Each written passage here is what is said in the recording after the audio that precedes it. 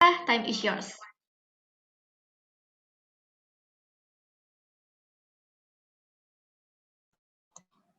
Is my voice clear? Hello? Yes, sir. Yes. Very clear. Okay.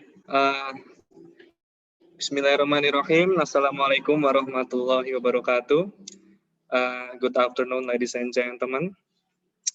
Greetings to one and all, to the alumni, students, and committee of sharing alumni IFSAIL CIPB Part 1. It gives me immense warmth and great pleasure to grace all of your presence in this alumni sharing. It also gives me tremendous contentment to be presenting the welcome speech among the great alumni that IFSAIL CIPB have.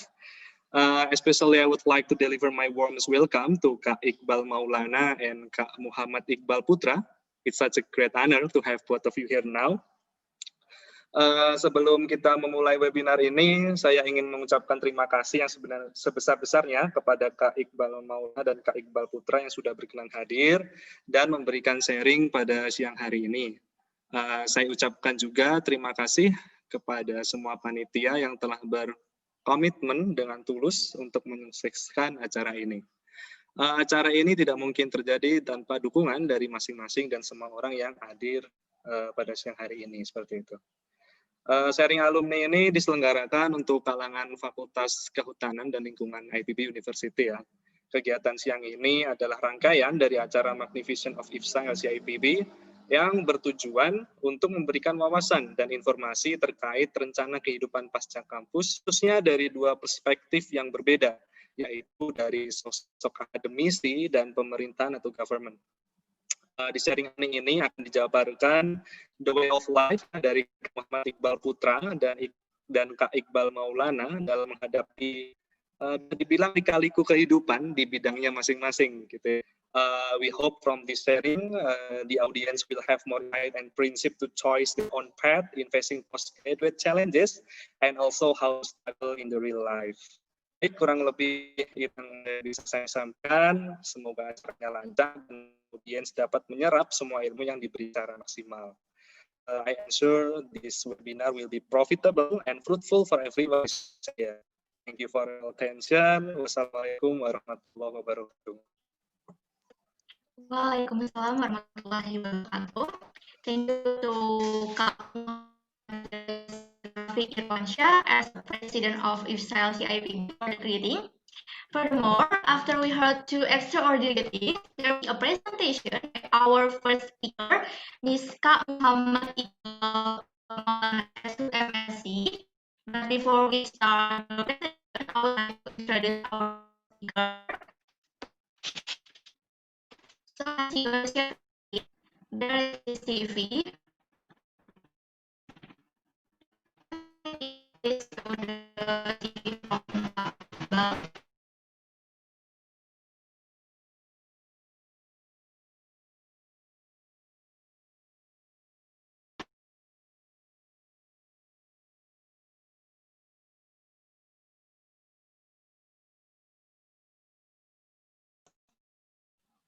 Wait for a second, I guess. There's something technically problem. Okay, can you show the CV from Kak Iqbal Maulana? Okay, so Kak Muhammad Iqbal Maulana is a PhD candidate in quantitative genetics in Graduate School of Experimental Plant Sciences in Wageningen University and Research. And on 2011 until 2016, he studied in Bachelor of Science in Forestry, majoring in Silviculture, Faculty of Forestry in IPB University. And on 2018 until 2020, he studied in Master of Science in Biotechnology in Wageningen University and Research in the Netherlands. And he has a lot of professional experience. In working experience, he was a research assistant in Research Center for Biotechnology, Indonesian Institute of Science, or LIPI. And he was a research assistant in the Department of Silviculture, IPB University. And his organizational experiences, he was in until 2013, he was in community, and on 2013 until 2014, he was a vice president of ISA-LC IPB. On 2013, he was involved in community, and on 2018 until 2019, he was involved in Perhimpunan Pelajar Indonesia Sedunia or PPID. And he also has a lot of achievements. As you can see there, he was LPDP awardee to Wageningen University and Research. He was a best graduate of Faculty of Forestry in IPB University. He was IPB delegation to World University Baling Championship, and he was a delegate to International Forestry Student Symposium in Spain. So just go ahead. He is a wonderful man. And please welcome Mr. Muhammad Iqbal Maulana. To Kang Muhammad Iqbal Maulana.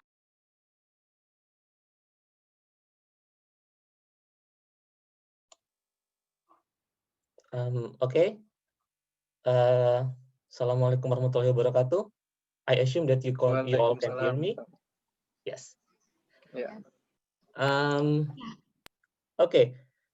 Pertama-tama saya mau bilang terima kasih untuk panitia, adik-adik saya di IFSA yang sudah mengadakan acara ini dan mengajak saya untuk sharing-sharing atau berbagi sedikit pengalaman terkait apa yang pernah saya alami dan sebagainya. Terima kasih atas kesempatannya. Yang terhormat, yang saya hormati, Ketua IFSA LCLPB angkatan sekarang, saya nggak tahu angkatan berapa ya, 54, 55? 54, Kak. 55, Kak. Oke. Ya, 54, 55, 56 kalau aku. Ya, kita nggak terlalu jauh lah ya. Kemudian juga yang saya hormati seluruh peserta dan juga yang saya hormati Bang Bale. Nggak tahu Bang Bale sudah ada di sini atau belum. Senior saya dari angkatan 46. And saya diberi di editornya dibilang disuruh untuk memberikan cerita kepada adik-adik semua dan teman-teman semua selama 30 menit. Tapi saya pikir saya tidak akan bercerita selama itu. Jadi nanti mungkin saya akan lebih banyak untuk diskusi aja ya, tanya jawab dan sebagainya. Dan juga saya coba berbicara dalam bahasa Indonesia saja supaya lebih jelas. Ya mungkin nanti sedikit-sedikit kita akan mix dengan bahasa Inggris dan sebagainya. Oke. Ini saya bisa, nggak bisa ya? Oke, next di slide-nya. Oke. Jadi karena saya disuruh cerita, saya akan cerita tentang my story in a nutshell. Dimulai dari 2011, pertama kali saya masuk ke IPB. Waktu itu saya masih freshman, belum tahu apa-apa, masih cupu, masih masih nggak ngerti dunia seperti apa gitu. Saya cuma datang ke IPB sebagai anak daerah yang dengan polosnya, datang pertama kali ke kota dan ke IPB gitu. Kemudian yang menarik waktu itu adalah saya ikut satu seminar, di mana di seminar itu pembicaranya bilang dan menyuruh para peserta termasuk saya waktu itu untuk menuliskan impian-impian mereka. Jadi buat impian atau keinginan, 100 impian dan keinginan dan tulis gitu. Nah, kemudian saya coba untuk memikirkan kira-kira apa 100 hal yang saya inginkan dan akhirnya saya tuliskan. Dari hal-hal tersebut, alhamdulillah banyak yang tercapai. Misalnya bisa ikut IFSS ke Spain, bisa ke luar negeri, bisa ikut IFSA dan sebagainya. Kemudian ada satu yang menarik bahwa waktu itu saya juga menulis bahwa saya ingin S2 dan S3 di luar negeri. Walaupun belum tahu gimana caranya. Ya waktu itu kan masih cupu ya, masih baru pertama kali datang, masih belum tahu apa-apa gitu. Ya tulis saja gitu. Kemudian 5 tahun berlalu, tahun 2016 saya lulus dari IPB. Mungkin ini contoh yang mungkin ini saya termasuk yang senior yang tidak terlalu patut untuk dicontoh karena lulusnya lama. It took me 5 years to graduate from bachelor. Well, most of my friends do it in 4 years, but that's okay. I mean, there was no regret at all on the decision. Or on the other hand, I believe that graduating late, it's one of the decision of my life. Kenapa? Nanti akan saya ceritain. Setelah 2016 saya lulus dari IPB, kemudian pertanyaan besar muncul. Mau ngapain? What should I do? What should I do next? What's next? 5 years I spent my life studying, observing knowledge, looking for experiences, making friends, creating network, and so on and so forth. And what's next? Apa yang harus saya lakukan? Of course, the obvious answers are two. Either first working, like everybody does, or second applying or continuing to a master degree. Karena saya pas awal 2011 sudah menuliskan mimpi bahwa saya ingin S2 ke luar negeri, maka waktu itu yang paling dominan dari diri saya adalah saya ingin S2 ke luar negeri. Alasannya sederhana, karena buat saya, pertama saya suka sains, dan saya memang ingin jadi peneliti. I want to be a researcher, I want to pursue career in academia, that's for sure. Mungkin yang beda dari teman-teman yang lain adalah saya sudah tahu kemana hidup saya mau saya bawa ketika teman-teman yang lain masih mencari gitu. Pertanyaannya adalah bagaimana saya bisa mencapai ketujuan itu, bagaimana saya bisa menjadi researcher, bagaimana saya bisa menjadi akademisi gitu.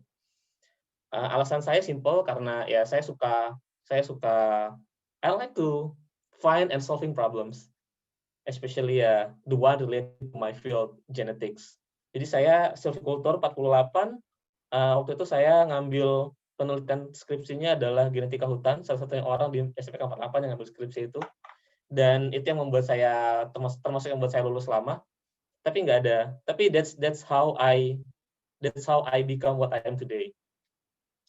Akhirnya saya memutuskan untuk saya pengen lanjut S2. Tapi gimana caranya? Apply scholarship. Untuk apply scholarship saya harus dapat LOA atau Letter of Acceptance dari universitasnya. Gimana caranya? Ada banyak persyaratan, tapi yang paling utama adalah persyaratan untuk sertifikasi bahasa. That's one of the most important thing. Kalian mau kemanapun, mau ke Australia, ke Amerika, ke Jepang, ke Eropa, sertifikat bahasa itu adalah satu yang wajib. Either IELTS atau TOEFL gitu. Dan masalah utama kedua adalah setelah lulus, saya waktu itu berniat untuk tidak menggantungkan diri lagi dengan orang tua. Jadi saya harus financially independent. Akhirnya cita-cita untuk S2 ditunda dulu. Dan 2016-2017 saya bekerja untuk earn money dan financially independent. Kemudian selama lebih kurang 2 tahun saya kerja. Jadi setelah lulus saya ambil gap 2 tahun untuk kerja dan cari pengalaman. Baru 2018 saya mulai studi master dengan beasiswa LPDP. 2018 saya mulai master 2 tahun sampai tahun 2020 saya lulus Januari. Alhamdulillah saya lulus Januari kemarin tepat waktu, walaupun mepet tapi tepat waktu. Dan setelah lulus ya mungkin memang takdir. Cita-cita saya yang dulu saya tulis tahun 2011, berarti 9 tahun lalu untuk S2 dan S3 di luar negeri, alhamdulillah hampir terwujud karena saya mendapat tawaran dari supervisor tesis untuk ikut PhD di Wageningen dengan full scholarship dari Wageningen University. Itu in a nutshell ya. So far kelihatannya kayaknya mulus sekali gitu. Tapi let's see. Next. Tahun 2011 pertama kali masuk IPB. Sebelum saya cerita soal life in academia, the things I really suggest you consider seriously. Pertama, get as high GPA as possible. Kalau bisa, dapat IPK setinggi mungkin. Kalau ada teman-teman atau senior-senior kalian, aktivis organisasi atau dosen-dosen yang bilang IPK itu nggak penting, yang penting itu organisasi, yang penting itu create network dan sebagainya. Well, I used to think the same way. But then ketika saya lulus, saya melihat realita hidup. Ketika saya lulus, saya melihat kenyataan bahwa IPK itu penting.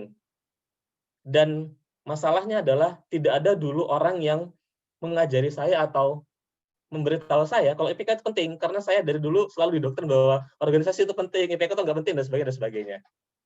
But that's wrong. IPK is very important. Get 4 if you can, or 3.9, or 3.8, or 3.5, whatever. Tapi make sure you do your best to get as high as possible. Dan satu hal sebenarnya lucu bahwa untuk dapat nilai A, nggak tahu ya kalau sekarang di IPB, tapi kalau dulu nilai A itu cuma 75, men. Jadi untuk dapat IPK 4, 3,5, 3,8 sebenarnya nggak susah, nggak terlalu susah lah ibaratnya. Karena kalian cuma perlu 75 untuk dapat nilai A. You don't need 100, you don't need 80, you don't need 90. So, ya, jadi dan for example kalau untuk dapat B itu kalian cuma perlu 65 sampai 75 kan B kan. Oh, apparently the bar is higher ya, I don't know lah ya. Tapi zaman saya dulu 75 tuh bisa dapat A gitu. Jadi nggak susah. Makanya saya lulus dengan IPK 3,51, 3,54, more or less. Tapi saya jarang belajar, I can say that. Kenapa? Karena saya cuma perlu 75 dan 76 gitu. Kalau walaupun nilai saya A, B segala macam, tapi nggak pernah ada satupun dari nilai ujian saya yang di atas 80 atau 85 itu jarang banget. 80 mah nggak ada. 80 berapa lah? Rata-rata 76, 77, 78 gitu. Because that's enough for me to get an A. Dan kenapa ini penting? Karena setelah lulus, mungkin banyak dari teman-teman setelah lulus akan bekerja di company dan sebagainya. Banyak sekali di luar sana, terutama di Jakarta dan kota-kota besar, itu very exclusive, high paid job. Di mana fresh graduate seperti teman-teman tuh bisa dapat kayak 10, 15, 20 million. And I've seen that. Ada pekerjaan-pekerjaan seperti konsultan, kerja di startup dan sebagainya, yang berani bayar teman-teman sangat mahal. Dengan syarat utama adalah ketika rekrutmen, IPK yang 4,0, 3,9, 3,8, dan sebagainya. Ada teman-teman saya tahu beberapa teman-teman saya yang berhasil mencapai itu dengan IPK mereka yang tinggi, dan ada orang-orang juga yang nggak berhasil, termasuk saya misalnya. Saya dulu ada saya dan teman saya kita apply job di satu company, yang keterima yang dipanggil wawancara teman saya, sedangkan saya enggak. Padahal secara CV I can say my experience, my achievement is far more than her. As simple, tapi kenapa dia yang dipanggil saya nggak as simple as IPK dia 3,9, IPK saya 3,5. Jadi IPK is important karena itu adalah gerbang pertama kalian untuk kalian mau kemana aja. Kalian mau apply scholarship, kalian mau apply CPNS, kalian mau apply company, itu adalah kunci pertama kalian. So think about it seriously. Yang kedua adalah, ini nasihat yang mungkin nggak bagus, tapi I will give it to you anyway. Skip classes. Jangan kuliah terus. Kalian nggak perlu datang 100% untuk bisa ikut ujian. Kalau saya dulu cuma 80%, jadi ada jatah 3 kali bolos. Ambil jatah 3 kali bolos. Nggak usah, there is no any significant difference if you 100% attend your classes and you attend 60% of your classes. It doesn't really matter. Dan ini dulu adalah nasihat yang diberikan Pak Bayu Krisnamurti. Waktu itu beliau adalah Wakil Menteri Perdagangan ketika saya baru masuk 2011. Beliau bilang, kalian jangan kuliah terus, bolos sekali-sekali, ambil jatah bolosnya. Ambil jatah bolos dan ikuti self-development activities. Jadi bolos bukan cuma sekedar bolos ya, bolos bukan untuk tidur, tapi bolos untuk ikut workshop, seminar, dan sebagainya. Apalagi sekarang, everything is possible karena pandemi, dengan dengan depan laptop kayak gini, kalian bisa ikut banyak banget seminar dan workshop yang luar biasa gitu. Karena I tell you what, ketika kalian lulus, apa yang kalian pelajari di kuliah, ya mungkin cuma 20%, 30% kalian akan pakai di dunia kerja. Atau di, whatever things you will go after you graduate. So, don't waste your time just in your classes. Skip some, follow some development activities. Kemudian, yang penting juga adalah expand your network. Make friends with people from other university. Jangan cuma taunya teman-teman dari PB, tapi kalau bisa ikut seminar di mana gitu, di univ lain dan sebagainya yang kira-kira menarik buat kalian. Make friends. Karena kita nggak akan pernah tahu nanti bagaimana hidup akan membawa kita, siapa yang akan menolong kita, siapa yang akan menghubungkan kita dengan pekerjaan impian kita atau dengan tujuan kita. We never know. So saran saya adalah expand your network. Kemudian ikut organisasi intra ekstra kampus, dan I can say this very boldly, you make a very right decision to join IPSA. Kenapa? Karena dengan join IPSA, kalian nggak cuma punya kesempatan untuk bertemu dengan orang-orang kehutanan di IPB, tapi juga seluruh dunia. This is serious. You have the opportunity, you have the right, you have the privilege to enjoy many things that other students from other university that yang nggak punya IPSA couldn't enjoy. For example, kalian bisa privilege untuk ikut GLF, ikut acara ITTO, Q4 dan sebagainya. Dan untuk kehutanan itu adalah salah satu mereka adalah organisasi besar Dan kalau bisa kalian kerja dengan mereka atau ikut sama mereka, itu adalah menurut saya suatu kesempatan yang luar biasa untuk meningkatkan soft skill, meningkatkan pengetahuan dan knowledge di bidang forestry-nya.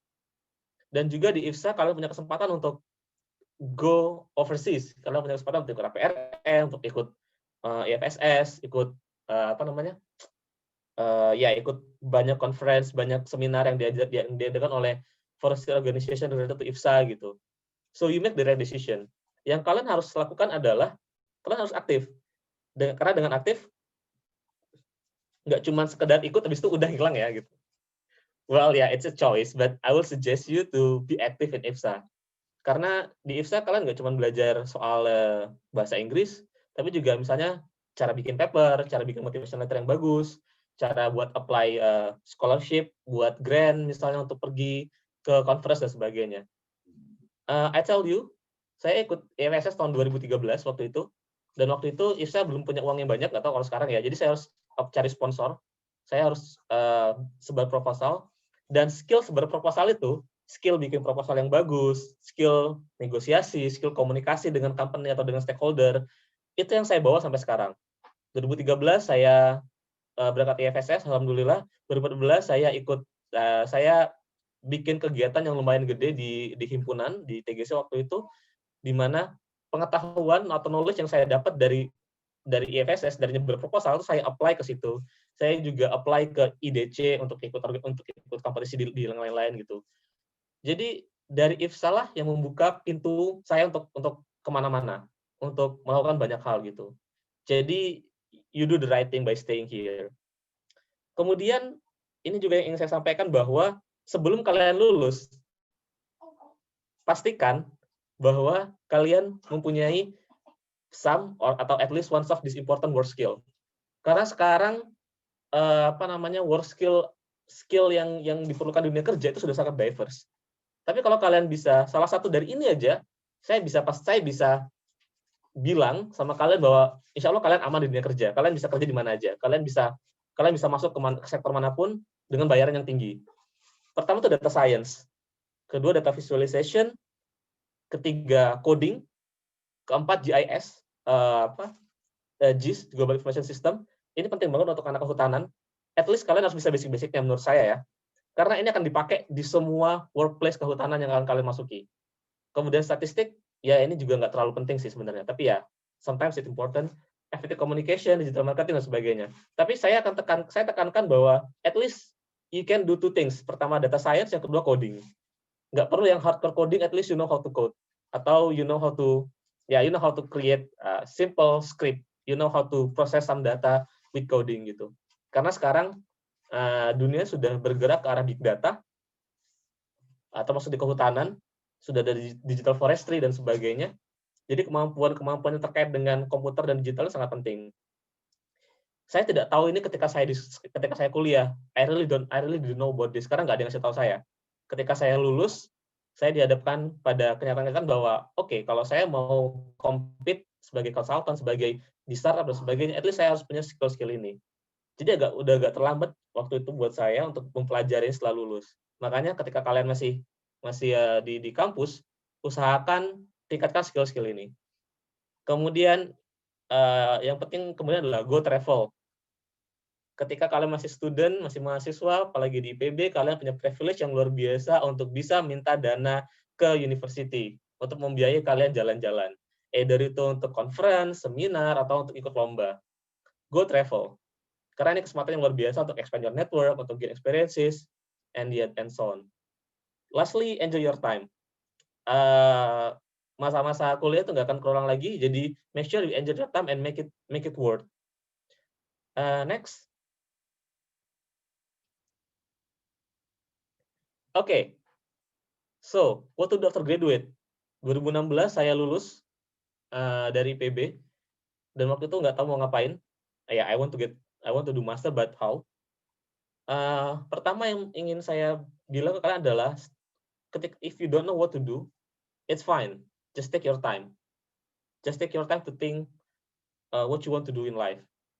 Because after you graduate, you have been a bachelor. You know, you are considered an intellectual people, so you can think rationally. Jadi don't rush. Saran saya, take your time. Think what you want to do. Kemudian yang kedua adalah work. Kerja dulu. Ini selalu saya bilang kepada teman-teman atau ada di kelas yang pengen S2 adalah jangan langsung S2 setelah lulus. Ambil gap year setahun atau 2 tahun, kerja dulu. Kenapa? Karena dengan bekerja kalian dapat real life experience. You can see the real problem in the society. Real problemnya itu apa? Kadang apa yang kita pelajari di kampus, teori-teori yang kita dapat, segala macamnya itu, it's totally different when you go to the field. Jadi kerja dulu, karena dengan kerja kalian tahu apa yang kalian inginkan untuk S2, kalian tahu kalian pengen master di bidang apa, kalian pengen ngambil bidang apa, karena banyak juga orang yang S1, S2 langsung, tapi setelah lulus S2 dia nggak tahu mau ngapain juga gitu, karena ternyata apa yang dia pelajari, skill-nya nggak sama dengan apa yang dibutuhkan di lapangan, di field dia gitu. Jadi make sure you know what to do. Caranya lah, ya work. Banyak juga orang-orang yang S1-nya kehutanan tapi S2-nya ngambil ekonomi. That's fine. Karena setelah dia bekerja ternyata dia tahu passion-nya di ekonomi dan dia tahu ada real life problem di society tentang ekonomi yang dia bisa bantu untuk selesaikan gitu. So, my suggestion adalah jangan langsung S2, ambil work dulu. Kemudian kalau kalian decided to do a master dengan scholarship, what you have to do is first set your goals. Tujuannya apa mau ngambil master? Apakah tujuannya mau jalan-jalan, ataukah tujuannya mau berkontribusi untuk negara, apakah tujuannya untuk bisa naik jabatan di kantor, dan sebagainya. Set your goals. Ini penting karena this will be your most driven motivation ketika kalian in the process of applying scholarship, atau ketika kalian sudah dapat scholarship-nya dan mulai S2, dan sebagainya. I can tell you that it will be a hard work, it will be a long journey. That's why have a clear goal is important. Kemudian yang harus kalian prepare juga adalah, dan this is very important, money, uang. Karena sekedar tekad dan motivasi tidak akan pernah cukup. Kalian harus membayar IELTS dan TOEFL dengan uang, bukan dengan tekad atau dengan motivasi atau dengan kata-kata bijak para motivasi-motivasi, para motivator-motivator. Prepare some money, karena itu saya sarankan untuk bekerja. Selain cari pengalaman adalah mengumpulkan uang. I can say that perjalanan atau struggling untuk dapat beasiswa S2 atau dapat LOE itu panjang dan itu mahal. Misalnya untuk IELTS atau TOEFL IBT, dulu 3 juta, sekarang saya nggak tahu berapa. Kemudian kalau kalian mau bikin proposal, ngeprint, atau harus ke sana kemari, misalnya ke Jakarta, ke kedutaan, harus ke mana gitu. That's all needs money. Karena itu persiapkan dananya. Kemudian adalah prepare the ammunition. Yang paling penting adalah IELTS dan TOEFL. IELTS atau TOEFL maksud saya. Kenapa? Karena seperti saya bilang tadi, di semua tempat, semua scholarship, mereka pasti minta IELTS atau TOEFL. Dan ketika kalian udah punya IELTS atau TOEFL IBT, kalian punya one step ahead daripada teman-teman yang lain untuk bisa apply ke university atau apply ke scholarship. Kemudian, IELTS dan TOEFL ini bukan sesuatu yang mudah buat saya. Mungkin bagi teman-teman yang emang sudah pintar, sudah bagus bahasa Inggrisnya, nggak terlalu susah. Tapi buat saya yang bahasa Inggrisnya nggak bagus, this is difficult. Jadi saya sarankan to take preparation class if possible. Kenapa saya bilang if possible? Karena nggak semua orang bisa. Preparation class ini cukup mahal, dan kalau teman-teman bekerja juga kadang waktunya nggak cocok. Jadi if possible, take preparation class. Karena IELTS TOEFL is important. Oh, oke, 10 menit lagi. IELTS TOEFL is important, so prepare it. Kemudian decide where and in what program you want to continue, of course. Kalian mau kemana, mau ke universitas apa. Dan get LOA, get letter of acceptance. Gimana caranya? Kalian lihat, riset di website universitasnya apa yang dibutuhkan untuk dapat LOA. Kemudian apply for scholarship. Next. Nah, in case you are interested in academia atau research seperti saya, the thing that you need to know adalah your main job in research is producing knowledge, solving problems. Jadi sebagai researcher, tugas utama kita adalah kita memproduksi pengetahuan yang akan digunakan atau yang bisa digunakan untuk menyelesaikan masalah. Dari itu theoretical knowledge atau pengetahuan secara teori, atau juga practical knowledge atau pengetahuan yang bisa diaplikasikan, misalnya teknik dan sebagainya. Kemudian juga teaching dan community services. Dimanapun di seluruh dunia, researcher itu tugasnya adalah research, mengajar, dan juga pengabdian masyarakat. Kemudian kalau teman-teman menjadi researcher, higher educational degree is a must. Karena researcher itu dinilai berdasarkan intelektualitasnya, dan intelektualitas biasanya diukur selain dengan publikasi, juga dengan degree yang teman-teman punya. Karena itu waktu tahun 2017, ketika saya masih kerja di LIPI, saya sadar bahwa kalau saya ingin punya karir yang bagus, atau kalau saya ingin menjadi peneliti yang dikenal, saya harus punya produk penelitian. Produk penelitian bisa berpublikasi dan sebagainya. Untuk bisa itu, saya harus punya pengetahuan. Dan untuk dapat pengetahuan, saya harus punya degree. Untuk dapat degree, saya harus sekolah lagi gitu. Jadi akhirnya hal itulah yang membuat saya atau memotivasi saya untuk melanjutkan pendidikan ke S2. Kemudian the thing you need to know bahwa work cycle dari researcher itu boring kalau kalian tidak punya passion di situ. Karena pertama dia read paper, find problem, design hypothesis, write a grant proposal, apply for fund, research, publication, read paper lagi gitu terus. Jadi semuanya muter-muter di situ. Dan jadi researcher itu kalian tergantung dengan orang lain. In terms of fund, kalian nggak bisa research kalau nggak punya fund, dan dapat fund kalian harus write a grant proposal.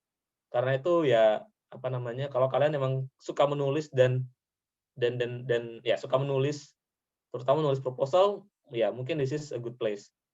Kemudian kalau jadi researcher itu nggak harus di government atau di university institution, bisa juga di company. Ya mungkin yang agak beda adalah kalau di company teman-teman dapat gaji yang jauh lebih tinggi daripada ketika kalian di university atau government institution seperti LIPI atau Balitbank dan sebagainya. Tapi kalau di company, freedom untuk melakukan risetnya terbatas karena teman-teman harus melakukan riset sesuai dengan interest company-nya gitu. But out there, I can tell you that there are many companies that willing to pay you a bunch of money as their researcher, kayak perusahaan sawit, perusahaan HTI dan sebagainya. Next.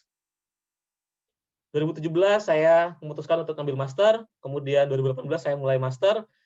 Alhamdulillah saya dapat masternya di WUR dengan beasiswa LPDP. Master di WUR itu 2 tahun, dan kalau teman-teman sebagai anak kehutanan pengen melanjutkan studi di bidang agriculture, forestry, atau plant, atau environmental science, I highly recommend you to do it in Wageningen. Karena WUR adalah best university for agriculture, plant science, forestry, and environmental science. Kemudian yang bagus dari WUR adalah semua masternya dikasih dalam bahasa Inggris. Sebenarnya dulu saya pengen ke Jerman, ke Göttingen, ke Forest Genetics, tapi setelah saya lihat Forest Genetics hanya diberikan dalam bahasa Jerman. Dan karena saya malas belajar bahasa baru, akhirnya saya pindah dari Göttingen ke Wageningen, di mana semua programnya diberikan dalam bahasa Inggris. Kemudian di Wageningen juga kalian masternya include writing a thesis dan internship. Jadi kalian punya kesempatan untuk internship di company di Eropa. This is very big opportunity yang sangat sayang kalau dilewatkan gitu. Jadi this is one of benefit and privilege to study in WUR. Kemudian of course be aware of culture shock, season shock, and academic shock. Waktu itu saya sangat shock dengan academic shock. Academic shocknya karena berbeda sekali dengan atmosfer belajar di Indonesia dan di IPB.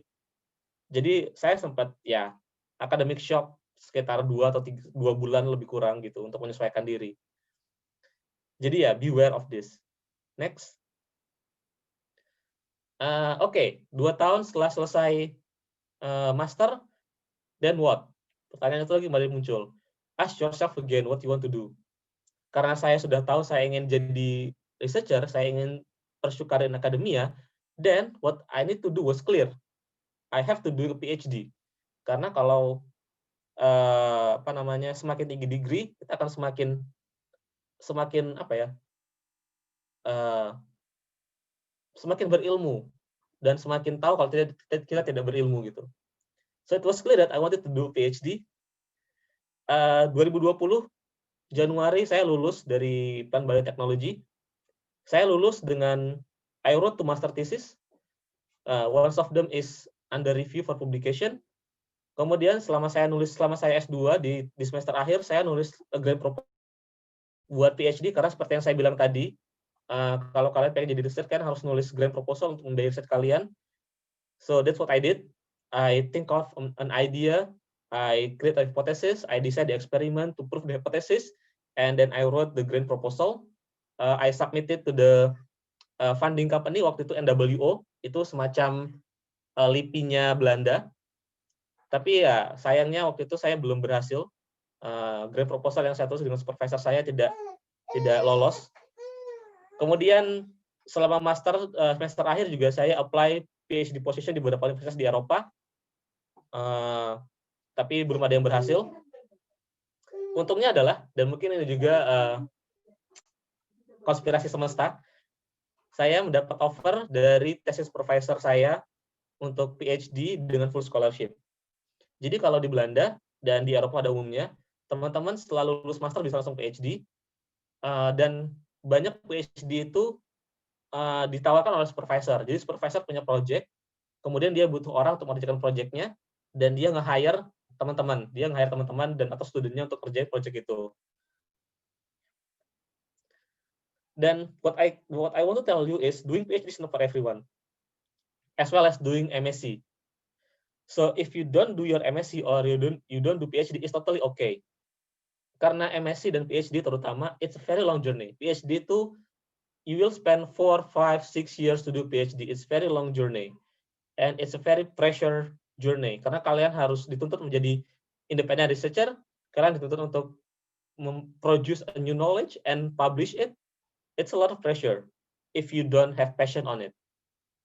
Dan kalau misalnya kalian juga nggak mau ngambil master, it's fine, it's totally fine, because everybody is different, everybody has their own pace.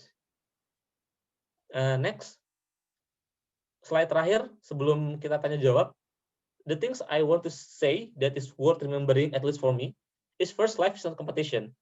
Later on, ketika kalian lulus, you will see people have their own life. Kalian akan melihat teman-teman kalian yang sudah bekerja, teman-teman kalian yang sudah begini, yang sudah begitu.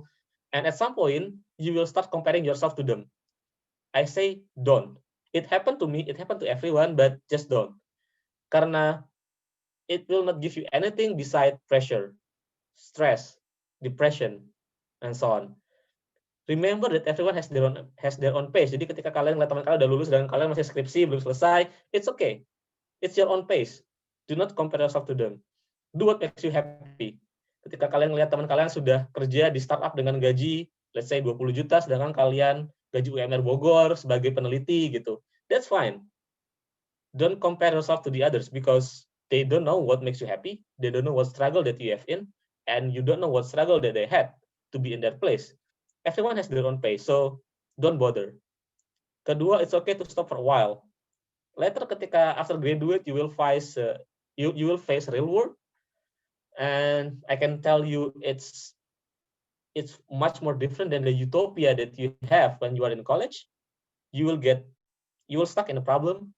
You will get frustrated. It's fine. It's okay to stop for a while. You don't need to rush. Kemudian ketiga, comfort zone is good.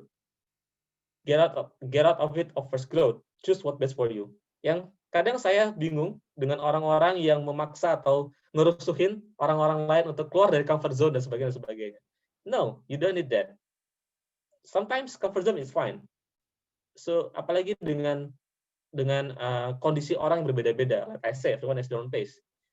Kalau buat kalian being in your comfort zone is better and that makes you happy, that's fine.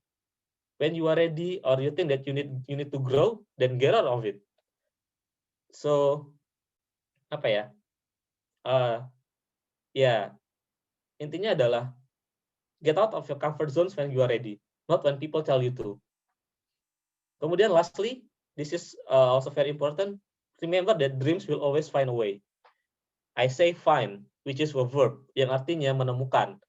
Jadi, teman-teman harus melakukan suatu effort atau suatu kerja untuk bisa si subjek menjadi nyata, which is dreams, gitu.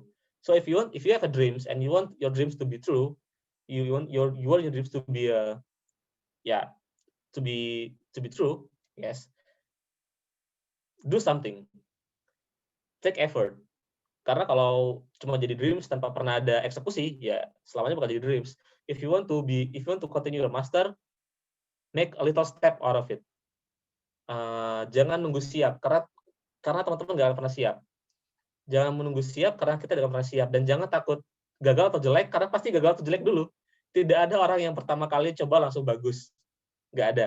Jadi it's fine if make a little step in every dreams or every goals that you set, and enjoy the process and don't forget to be happy. I think that's all. Next, kayaknya udah ya. Ada lagi nggak slide? Okay, thank you. So if you have questions, please, I will be very happy. Okay, thank you to Kak Iqbal for the amazing sharing session. Dan kalau misal ada yang ingin bertanya ke Kak Iqbal, silahkan bisa raise your hand and open your microphone, atau kalau ada gangguan signal bisa ask your question through the chat box. Anyone have question for Kak Iqbal? May I? Yeah, sure. Oke. Terima kasih MC atas kesempatannya. Jadi terima kasih Bang Iqbal sebelumnya atas penyampaian materi yang begitu insightful. Tadi sudah banyak tips and trick dari mulai di kampus dan pasca kampusnya. Nah, mungkin saya ini bertanya tentang untold story yang kurang jelaskan tadi ya. Mungkin saya tadi juga agak tertarik dengan hal ini. Jadi tadi sempat Bang Iqbal bilang kalau untuk yang PhD ini ditawari oleh supervisornya begitu ya. Nah itu ditawari itu unconditionally atau by design dari Kak Iqbal atau bagaimana gitu. Dan misalkan itu secara tidak sengaja, itu prinsip-prinsip apa dari Bang Iqbal itu yang sampai bisa ditawari untuk gelar PhD-nya candidate seperti itu. Kemudian untuk terkait dengan LPDP, saya juga sedikit tahu tentang LPDP, memang seleksi yang begitu ketat ya Bang Iqbal. Nah, dari Bang Iqbal sendiri bisa menjelaskan gitu mungkin terkait dengan apa yang membedakan pelamar LPDP yang diterima dengan yang tidak gitu. Apa kualifikasi yang membedakan antara yang diterima dengan yang tidak menurut Bang Iqbal sendiri. Seperti itu Bang mungkin. Oke, langsung saya jawab atau kumpulin dulu? Sejawab aja kali ya, nanti setelah itu mungkin ada pertanyaan lanjutan. Yang pertama, terkait dengan PhD, well, I can say, waktu itu bahwa saya, gini, jadi ketika saya master, saya tesis sama supervisor saya tahu dia punya project, saya tahu dia baru dapat grant, di mana grant itu butuh PhD, gitu. Tapi waktu itu saya nggak langsung minta ke supervisor, saya mau dong jadi PhD-mu, enggak. Jadi saya set kondisi, seperti yang dibilang Rafiq, saya set kondisi untuk I made my supervisor aware that I'm open for PhD. Caranya adalah pertama, kalau di Eropa dan di Belanda itu kita jangan gak enakan. Jadi kalau if you want something, just ask gitu. That's what I did. Saya bilang ke supervisor saya, I want to do PhD, dan saya mau minta rekomendasi dia gitu. Karena saya emang lagi proses buat PhD waktu itu di Swiss sama di UK. Jadi saya minta dia nulis rekomendasi buat saya buat apply. Dengan begitu dia tahu kalau saya niat dan serius buat PhD gitu. Jadi ketika PhD saya nggak berhasil di kampus-kampus yang saya lamar, at least saya sudah bikin dia aware bahwa orang ini siap dan mau untuk PhD. Yang kedua adalah kalau di Belanda, karena kan sistemnya rekrutmen, jadi biasanya supervisor ngerekrut studentnya. Dan kalau kamu mau rekrut, otomatis you have to do a good work gitu. Dan that's what I did. Waktu itu saya berusaha semaksimal mungkin, saya berusaha sebisa mungkin untuk tesis saya itu hasilnya bagus. Untuk supervisornya puas dengan pekerjaan saya. Alhamdulillah, supervisor saya puas dengan pekerjaan saya. Tesis saya sekarang sedang proses untuk publish. Dan dari situ beliau nawarin saya waktu itu sebelum saya defense, mau nggak untuk jadi PhD-nya dia gitu. Dan ya otomatis langsung saya terima gitu. Jadi that's how the story how I get a PhD. Nah kemudian kalau untuk LPDP, apa yang membedakan yang diterima dengan yang enggak? Well, it's very hard questions to answer. I mean, it's really subjective to the selection committee. But what I think that I know adalah LPDP itu mencari orang-orang yang memang mau dan ingin berkontribusi untuk Indonesia. Salah satu esanya LPDP adalah kontribusi untuk Indonesia dulu. Kalau sekarang nggak tahu ya apa masih ada atau enggak gitu.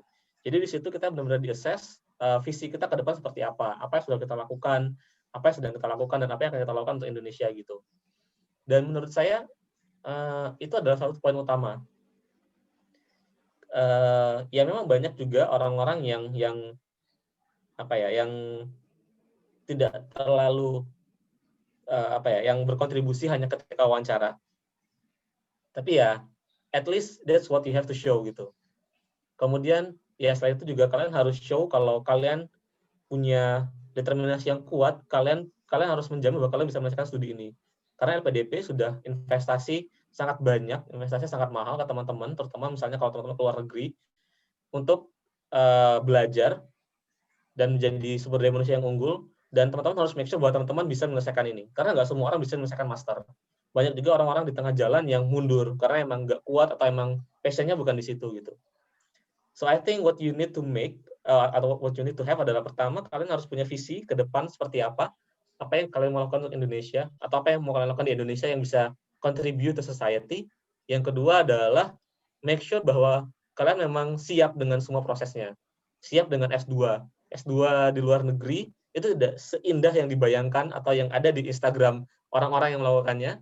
Tidak seindah story jalan-jalan ke Eropa, tidak seindah story winter dan autumn, tapi di balik itu ada pressure yang luar biasa, apalagi kalau misalnya tidak berhasil dan sebagainya. Contoh di Belanda ketika kalian datang untuk master, kalian punya kesempatan untuk dideportasi. Jadi teman-teman kalau master di sini, kalian punya waktu sekitar 6 bulan untuk dapat minimal 15 SKS. Kalau nggak dapat 15 SKS, teman-teman akan dideportasi, dan itu a lot of pressure. Dan kenapa low pressure? Karena dapat lulus ujian di sini sangat susahnya minta ampun. Banyak juga, this is true story, banyak teman-teman di sini di Wageningen yang sudah dipulangkan ke negara asalnya karena tidak mencapai threshold itu. So yeah, that's a lot of work and there's a lot of pressure. So make sure you're ready for it. Gitu sih menurut saya. Mungkin nggak ada pertanyaan lain, nanti kita bisa diskusi lagi. Thank you, Kak. Okay, thank you for Kak Rafiq dan Kak Iqbal. Dan there are 2 questions left. Masih ada 2 pertanyaan lagi yang tersisa. Dan nanti juga bakal ada hadiah. There will be a reward for the best questioner. So prepare your best question. So anyone have question again? Ada yang ingin bertanya lagi?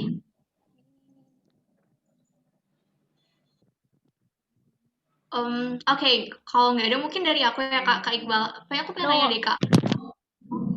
Ada? Oke. Ya, Oh ya. sorry. Ya. Halo Kak Iqbal. Halo. Finally get to see you. Sebenarnya kebetulan aku juga IDC, terus kayak every time ada alumni tawa Kepautan, they often mention your name, kayak oh ya IDC juga ada anak Kepautan kok. Yeah. So my question is, karena di tempat magang, aku kan sekarang magang, I have internship, terus kayak I met so many people with expertise, which makes me think, apakah kalau misalnya kayak aku yang baru semester 5 sekarang, is it too early for me to pick my study focus, atau how will you suggest that? Apakah aku bisa sudah mulai menentukan fokusku, atau apakah aku harus belajar sebanyak mungkin? Yeah, so that's probably my question. Okay, that's very interesting questions, Dina. Menurut saya nggak masalah kalau kamu sudah mulai memikirkan nanti fokusnya mau kemana, karena eventually you will do a script, you will do a thesis. Dan di tesis nanti kamu harus memilih lab kan, either lab A, B, C, D, E. Dan di lab itu juga udah spesifik. Misalnya kalau di silvikultur ada lab kebakaran, ada lab genetika, ada lab ekologi gitu. Dan kalau kamu ngambil lab kebakaran, ya kamu belajarnya kebakaran. Kalau kamu ngambil lab ekologi, kamu belajarnya ekologi hutan gitu. Kamu nggak belajar genetika, kamu nggak belajar kebakaran dan sebagainya. Jadi menurut saya it's a good idea to think about it dari sekarang, dari semester 5. Dan kalau misalnya kamu sudah punya bayangan di kepala, oke, misalnya saya pengen lab lab kebijakan hutan misalnya di MNH, di Menehe. Kamu bisa gunakan waktu kamu sampai semester 8 untuk explore apakah saya benar-benar mau di situ atau saya ternyata interest di yang lain gitu. Misalnya kamu bisa ikut seminar-seminarnya Prof. Haryadi Kartodiharjo, kamu bisa ikut seminar-seminarnya Prof. Heri Purnomo, kamu bisa diskusi dengan mereka atau baca jurnalnya mereka, baca penelitian mereka, and see for yourself, do I really like this? Do I really want to pursue career in this? Gitu. Kalau memang kayaknya aku nggak cocok di kebijakan, oke, coba yang lain, misalnya mungkin inventarisasi bagus gitu, kamu suka JIS dan sebagainya, dan kamu bisa mulai coba ikut seminar-seminar JIS, ikut seminarnya Prof. Nengah dan sebagainya. Kemudian adalah gimana caranya biar bisa tahu passion kamu di mana dan sebagainya. Kalau saran saya adalah ikut do a lot of things gitu. You will know your passion or you will know what you like when you do it. Either kamu ikut workshop, kamu ikut seminar, atau kamu ikut kayak volunteer, atau kayak kamu sekarang internship gitu. Karena kan sekarang ini banyak sekali kan kegiatan-kegiatan volunteer, kegiatan-kegiatan internship baik dari IFSA maupun dari luar IFSA. Kayak dari IFSA aja ada berapa banyak coba tawaran sebagai volunteer di IFSA World gitu dan sebagainya. So by doing that you can explore what you interest, dan nanti pada akhirnya misalnya pas skripsi kamu bisa pilih lab atau pilih lab yang sesuai dengan minat kamu itu apa. Menurut saya gitu sih kayaknya.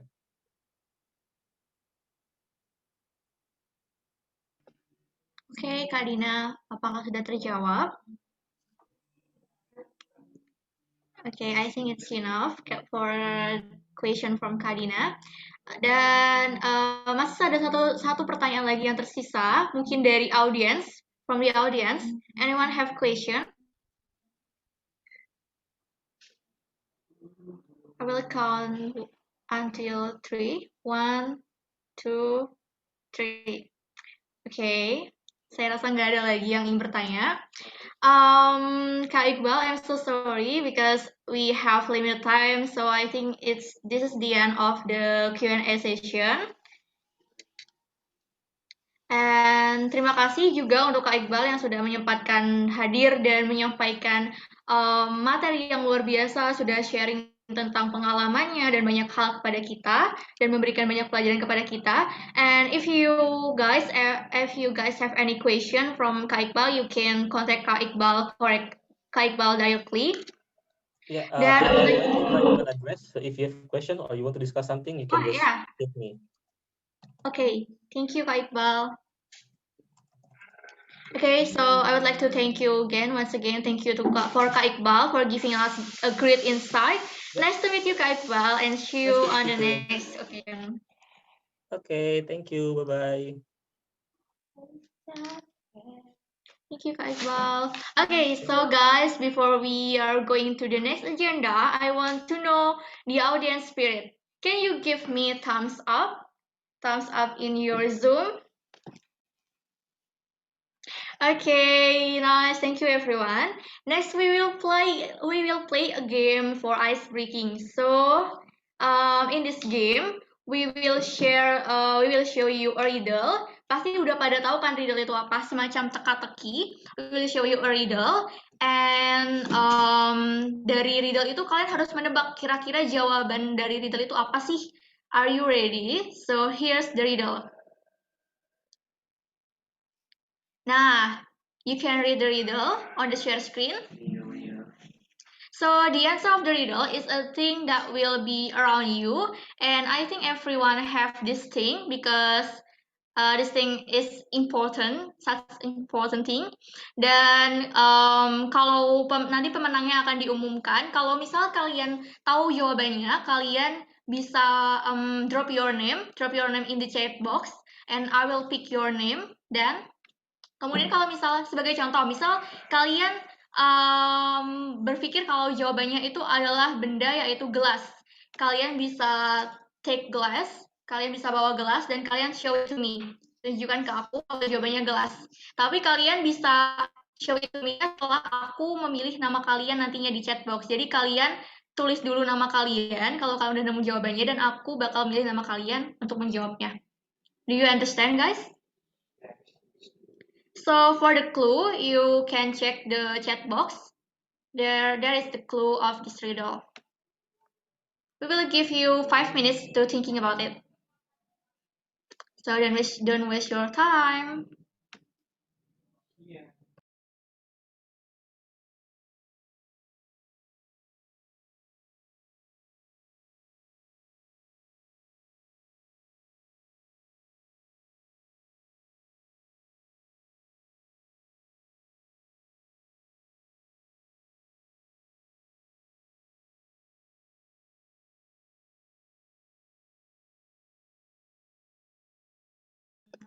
Come on.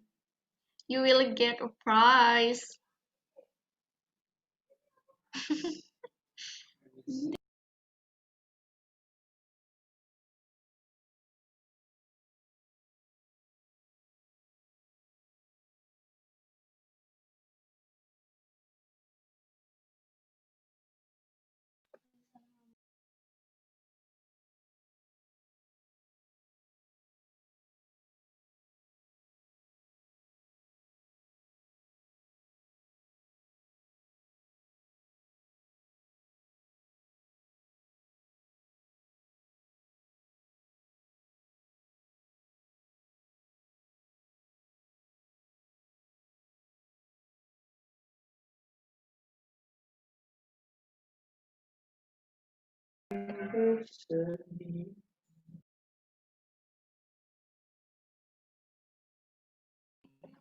Okay, anyone found the question? I mean found the answer?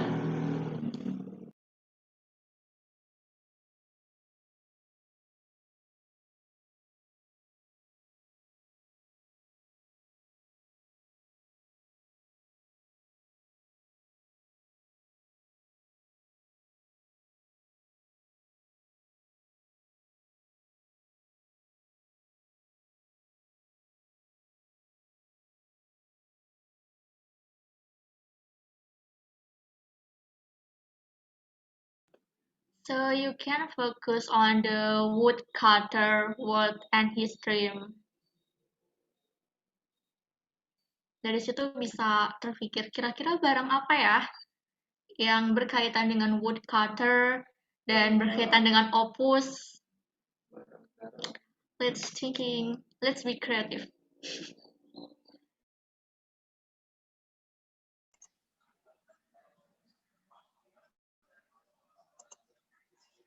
There is Inayah that answered the question. Yeah? Who's that?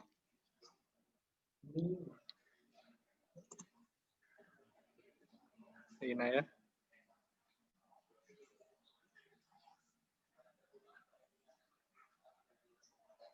Can you unmute yourself? I'm sorry, Kak. How? Gimana, Kak? Itu ada Inayah yang jawab. Oh, Ina ya. Sorry. Ya. Mana ya, Kak? Kok aku nggak di chat atau di mana? Room chat. Room chat. Oh yeah, Inaya Fridianti.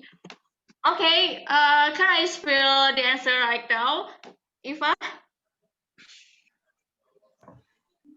Inaya, can you explain how you know the answer?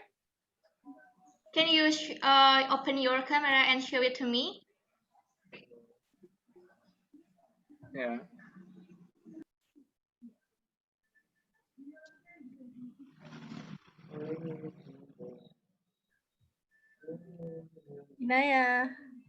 Inaya, are you there? Are you still there? Yeah. Yeah, can you open your camera? No. What? Okay. Can you explain how you know that? How you find the answer? Yeah. Because book is the one thing that's very important for us. If we are reading a book, we can know more knowledge like that. Yeah, it's true. Because his dream is explore around the world. We can do read a book for explore around the world. And the woodcutter is paper is made by wood, so that's the clue. And opus is an English for book, an English for buku. Yeah. So, congratulations, Inaya. So we need to make a back sound. Ding. That's a back sound. So here we go. Our champion is Inaya Fridianti. Congratulations for Inaya. Yeah. Yay. So for the winner, later you will be contacted by the committee. Nanti kamu bakal dihubungin sama sama panitia buat hadiahnya. Once again, congratulations Inaya. Good job. So kita cuma punya one riddle, itu aja.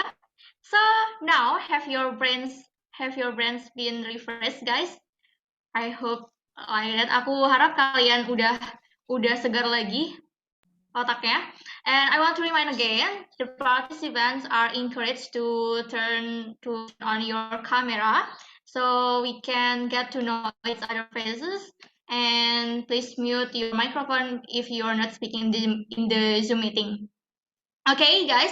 Now after we play the game, we are going to listen the presentation by our second speaker, Kak Muhammad Iqbal Putra as HUT MSc. But before we start the presentation, I will introduce our speaker first. So as you can see on the share screen, there is his CV. Kak Muhammad Iqbal Putra as a Forest Ecosystem Manager at Komodo National Park Indonesia. Mungkin beberapa dari kalian udah tahu Komodo National Park Indonesia. And he has a education background. Seperti yang bisa kalian lihat juga di share screen. He was the policy for State Elementary School of Bogor City and the Second State Middle School of Bogor City, the Seventh State High School of Bogor City, and then he was Bogor Agriculture University Indonesia and in University of Florida in the United States. And he also has a lot of work experience, like as you can see on the share screen. On 2000 until 2014, he was teaching assistant in Bogor Agricultural University, and on 2013 he was a coordinator assistant for forestry student practicum, and on 2014 until 2015 full-time contract employee in Forest Genetic Resource Department in Ministry of Environment and Forestry in Jakarta. And on 2015 until now, he is a Forest Ecosystem Manager of Komodo National Park in Ministry of Environment and Forestry Indonesia. And then he has a lot of achievements. Wow. On 2013, he had been a third Putra Bahari Indonesia, and then he had been second Kang of Banten Province.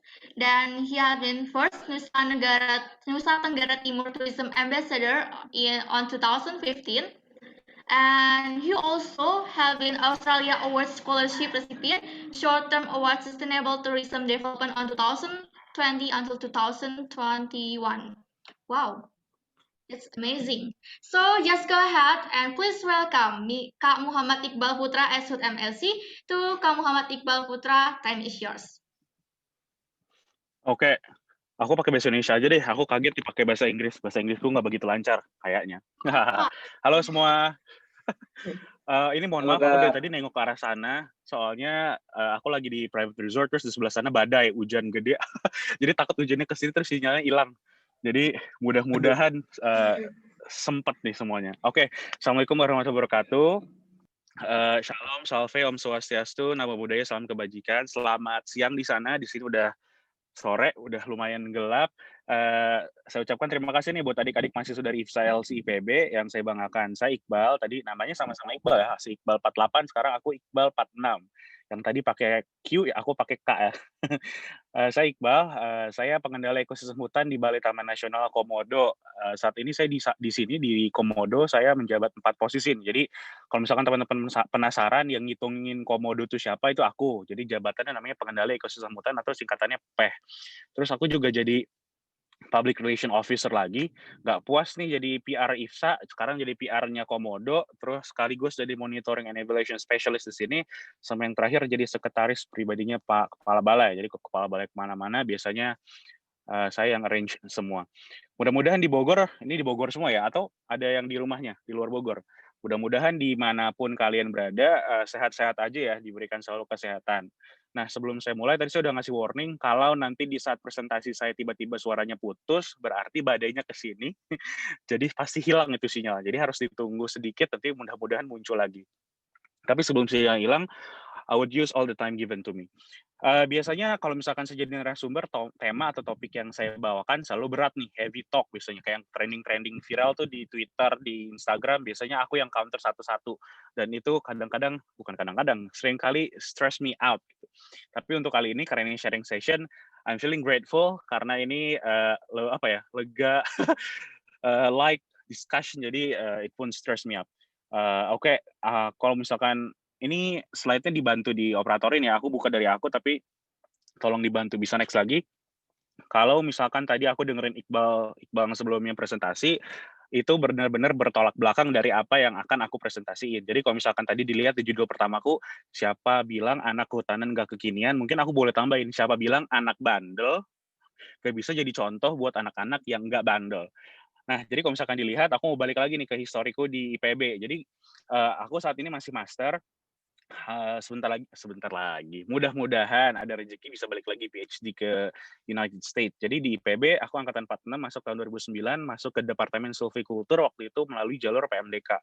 Nah, waktu itu, aku sangat-sangat hesitate masuk IPB, karena dari TK, tadi di CV udah dibacain tuh sekilas CV yang itu, aku dari TK sampai SMA di Bogor mulu, terus kayak, gila ya elah masa gue di kuliahan Bogor lagi gitu, IPB lagi. Jadi aku benar-benar resisten waktu itu, kayak males banget, terus jauh kan. Jadi rumah aku kalau misalkan teman-teman ada yang dari Bogor, rumah saya di Villa Duta.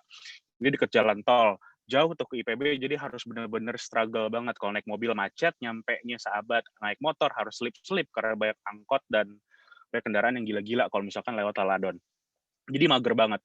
Terus karena masuknya waktu itu ke hutanan, itu juga tidak passion-ku waktu itu. Jadi waktu itu saya sangat tertarik dengan bidang komunikasi, benar-benar ingin belajar komunikasi dan berkecimpung di bidang itu dan pergi ke kota besar, kayak misalkan ke Jakarta. Tapi malah dapetnya kehutanan. Gila, kehutanan apaan gitu. Kerja gue bakal di pelosok nih kayaknya, bakal di nggak jelas gitu. Jadi udah nggak suka sama kampusnya, nggak suka sama jurusannya, nggak suka sama bidangnya. Terus waktu kenalan pertama kali nih, waktu belum kenal sama teman-teman Silviculture 46, kenalan pertama kali, kayak anjir lah teman-teman gue nggak gaul. Jadi dulu saya anak dugem, bentar-bentar dugem gitu. Pas ngelihat anak-anak PP, aduh bentar-bentar ngalong, aji lorong, bentar-bentar aja lagi kayak, aduh pusing kata gue. Jadi waktu itu benar-benar ada emotional conflicted, terus ada personal conflicted, macam-macam deh, yang membuat kuliah saya waktu itu tidak lancar. Jadi pas semester 1, semester 2, nilaiku jelek semua tuh. Terutama pengantar matematika, mata kuliah yang jadi musuh aku sampai aku semester 5. Nilainya terus 2 kali. Nah, dari situ mulai ketemu teman di Silviculture 46, udah mulai nge-blend in, terus ketemu teman-teman yang justru membuat support system aku di IPB semakin bagus, akhirnya nilai membaik, terus udah mulai sadar tuh, mulai tobat kalau kayaknya seru juga nih bidang kehutanan kalau misalkan diterusin. Karena ada beberapa mata kuliah di Silviculture yang waktu itu benar-benar aku suka, kayak misalkan kebakaran hutan, terus dosennya juga gaul-gaul, jadi enak gitu diajak ngomong. Waktu dulu ada beberapa, aku nggak mau sebut nama dosennya, tapi ada beberapa dosen waktu dulu kayak very old style, it's really hard to understand, benar-benar susah gitu, kayak ini orang ngomong apaan sih, gak jelas gitu. Akhirnya membuat aku makin gak suka sama mata kuliahnya, akhirnya nilai jelek. Dari situ di support sama teman-teman aku kayak nggak bisa, lalu harus bisa, akhirnya nilai bagus, akhirnya di semester 5 tuh nilaiku benar-benar progressive, significantly increasing. Tapi waktu itu masih dapat challenge nilai pengantar matematikanya masih sekarang udah nggak ada kayaknya, sekarang udah diganti landasan matematika kayaknya. Jadi waktu dulu banyak orang yang di drop out, nilai IPK-nya udah kayak 3,1, 3, nggak sampai 3,0, 2,9 di semester 6, 5, 6, tapi di drop out karena kayak misalkan kalkulusnya nilainya masih E, terus kayak ekonomi umumnya masih E, terus kayak apa lagi ya, kimianya ada yang E. Jadi teman-temanku, ada beberapa temanku kayak udah nilainya bagus-bagus di semester akhir karena mereka udah mulai menemukan passion-nya, di drop out sama IPB karena mata kuliah di TPB-nya jelek gitu. Nah, aku hampir jadi kayak gitu, tapi untungnya lolos nih pengantar matematikanya dengan nilai D. Who cares, bodo amat gitu ya. Akhirnya lolos, terus mulai belajar lagi, akhirnya naik, akhirnya mulai suka, dan kebetulan aku suka sekali public speaking, jadi mungkin quote apa ya, kayak ada susuknya kali ya. Jadi ketika aku ngomong sama orang, ngejelasin di kelas, ngomong sama orang baru, suka aja gitu orang. Akhirnya waktu itu di apa ya, diseleksi, terpilih lah jadi berbagai asisten apa ya, kalau TA di IPB apa ya, bahasa Indonesia, asisten praktikum ya, asprak apa segala macam kayak gitu di beberapa mata kuliah, sampai akhirnya bisa jadi asisten P2H, jadi koordinator P2H, nge-P2H-in kampus lain, bukan anak IPB. Dulu dari mana ya, dari Sumatera gitu deh, aku lupa deh. Jadi bisa kayak gitu. Akhirnya lulus lah dengan bantuan Pak Bambang Hero Saharjo dari Kebakaran Hutan. Lulus dari IPB, akhirnya aku lanjut ke University of Florida waktu itu dengan beasiswa dari USAID sama C4.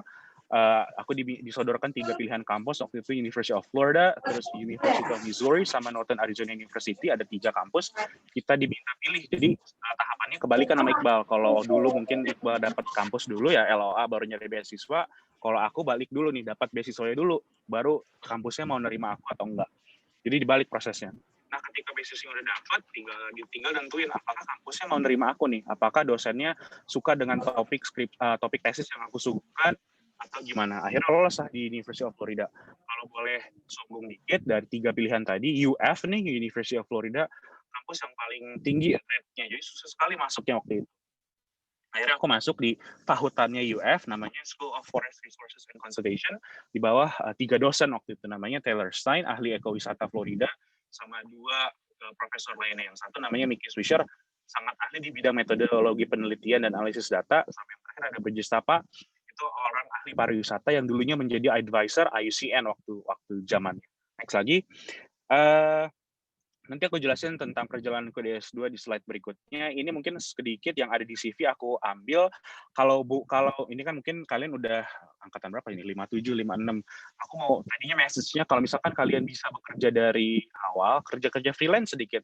Mungkin itu bisa membantu soft skill kalian tuh, mulai dari public speaking apa segala macam, berinteraksi sama orang. Biasanya teman-teman aku di IPB yang IPK-nya 4,0, 3,9, 3,87, nerd. Jadi ketika pinter banget orang-orangnya, tapi ketika diminta untuk mengkomunikasikan apa yang ada di pikirannya, fail semua, bingung, gugup, AIOEO, akhirnya wasted gitu, sayang gitu. Nah, dengan bekerja dari awal, dari muda, itu membuat kalian untuk belajar kira-kira yang dibutuhkan untuk orang tipe seperti ini gimana ya.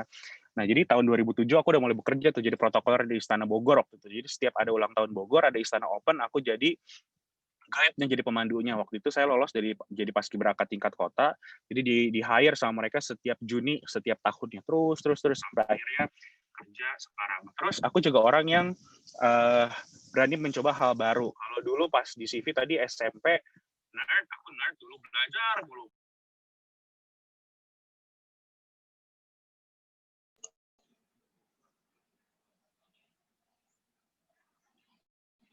Mohon maaf, Kak Iqbal ke mute. Mute sampai mana ya? Aku lanjut aja ya, ini takutnya waktunya habis terus badannya makin gelap nih. Terus pas SMP aku nerd, SMA aku banting setir milih paskibra dulu, organisasi yang menurut aku paling iuh gitu, kayak apaan sih, gak jelas, panas-panasan, botak, gak jelas. Akhirnya justru aku malah ikut gitu, aku ikut, dan ternyata dari situ aku belajar banyak. Mulai dari lolos paskibraka kota, bisa kerja di Istana Bogor, bisa keterima youth exchange, PPAN dan segala macam, itu dari situ justru. Akhirnya dari situ pas masuk kuliah aku coba bidang baru, duta wisata. Makanya tadi ada di Kota Serang, Putra Putri Bahari, di NTT, di Bogor, di Banten, macam-macam gitu. Ini menunjukkan kalau misalkan walaupun kalian anak kehutanan yang terkenal nggak keren, anak dulu nih ya di zamanku ya di angkatan 46, kalau misalkan ngeliat anak kehutanan, anak 46 terutama, gila busuk gitu. Jelek, busuk, hitam, dekil. Itu kata anak-anak lain tuh, terutama anak-anak FEMA, anak-anak FEM ngelihat kita kayak ala busuk gitu. Justru sekarang enggak gitu. Ketika anak kehutanan kehutanan nggak busuk gitu. Bisa juga jadi superstar gitu dengan ikutan hal-hal yang tersebut yang di luar mainstream, anti mainstream, tapi asalkan kalian niat. Lanjut lagi. Mbak Dejan datang dulu please.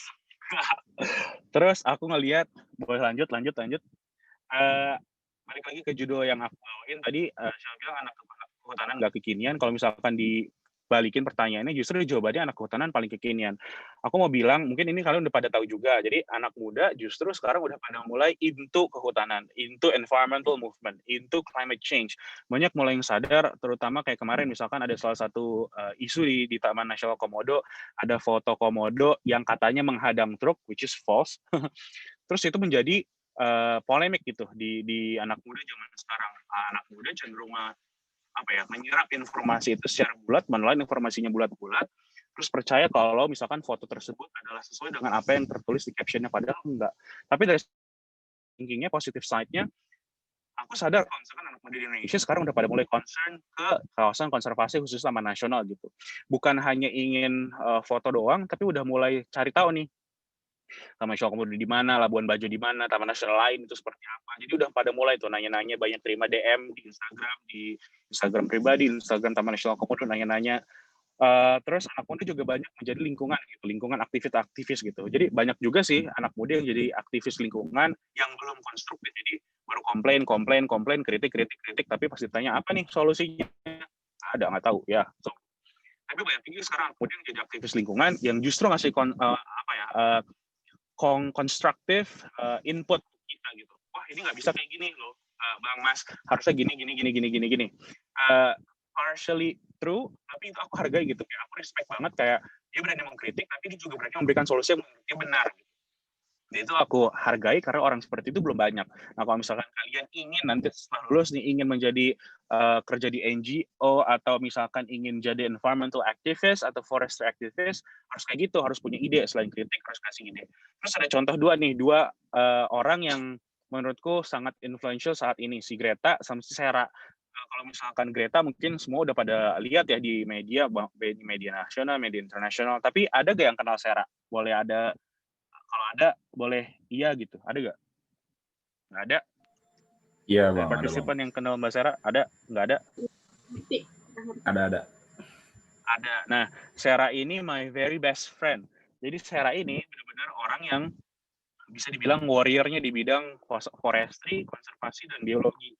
Dari biologi UI, tapi dia nggak pandang bulu nih mau berteman dari kampus mana aja, gitu, termasuk dari sama kita gitu. Terus di sini dia dinobatkan jadi Women Earth Alliance, terus jadi kayak salah satu inspiring Southeast Asian woman karena saking cintanya sama lingkungan. Dia bisa bahkan merubah satu desa yang tadinya memburu kalong untuk bushmeat, untuk daging, justru sekarang dibalik desanya jadi melindungi kalong dan menjadi desa wisata, mendatangkan wisatawan ke desa itu, jadi guide ke orang untuk nunjukin loh kalong ini begini. Saking hebatnya. Nah ini aku mau nunjukin nih ke kalian.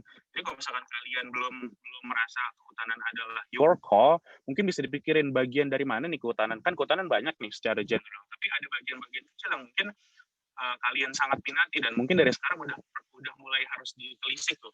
Oh ini saya suka di sini. Let's say saya suka ekowisata nih. Ekowisata bagian misalkan motivasi wisatawan atau apa. Mulai didalamin, baca artikel-artikelnya. Nggak cuma baca dari repositori IPB, tapi juga baca dari repositori kampus lain, bahkan jurnal internasional. Terus jangan khawatir kalau misalkan lulusan kehutanan akan sulit mencari pekerjaan karena banyak banget pekerjaan yang butuh kalian ke depannya gitu.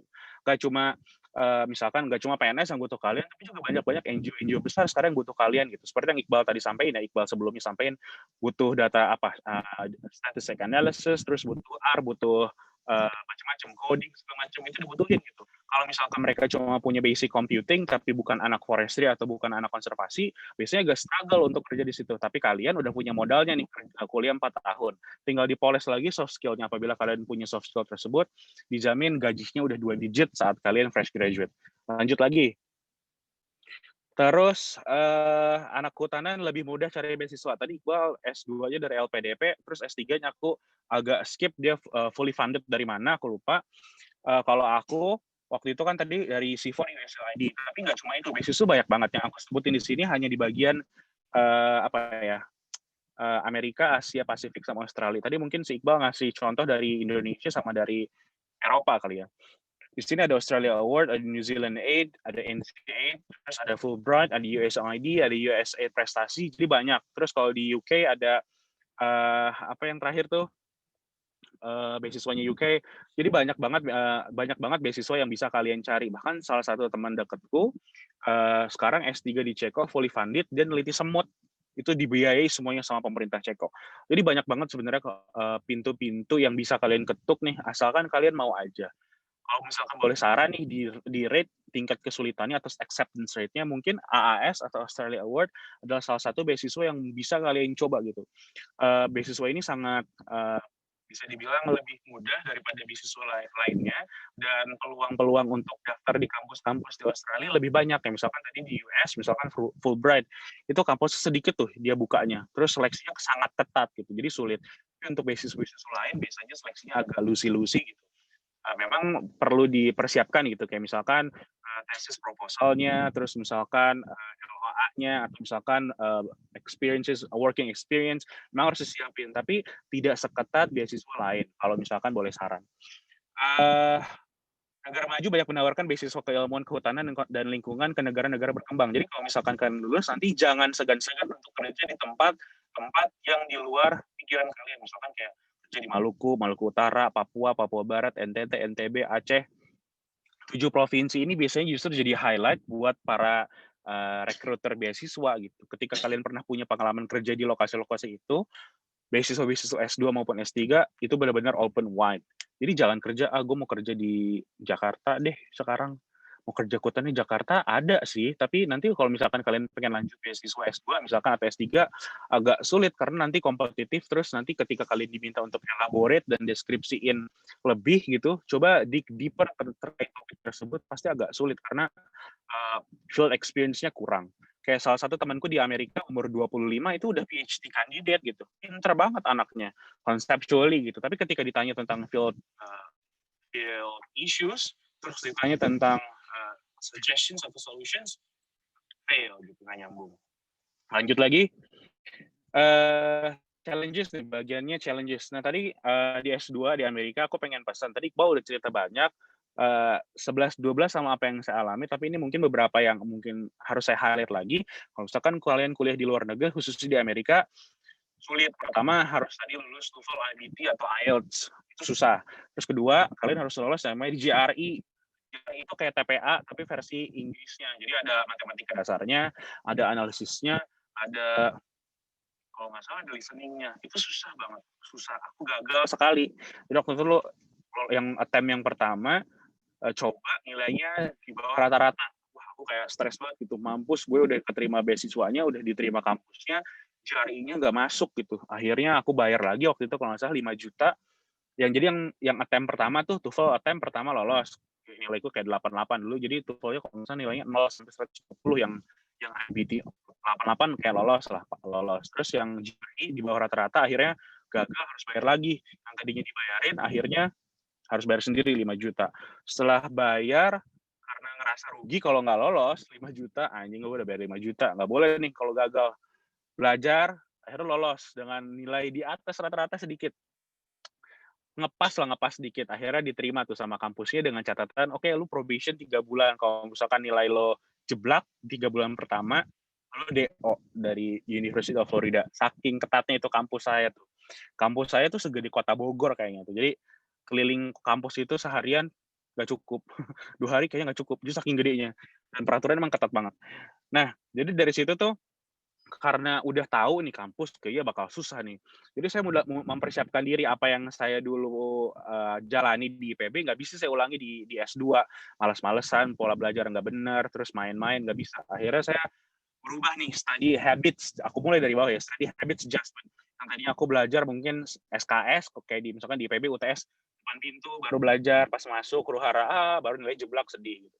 Ketika di US kayak 2 minggu mata kuliahnya akan diajarkan, saat itu aku udah mulai belajar tuh, dicicil bacaannya, readingnya apa segala macam. Karena seminggu saya harus diminta baca jurnal untuk satu mata kuliah minimal 20 jurnal.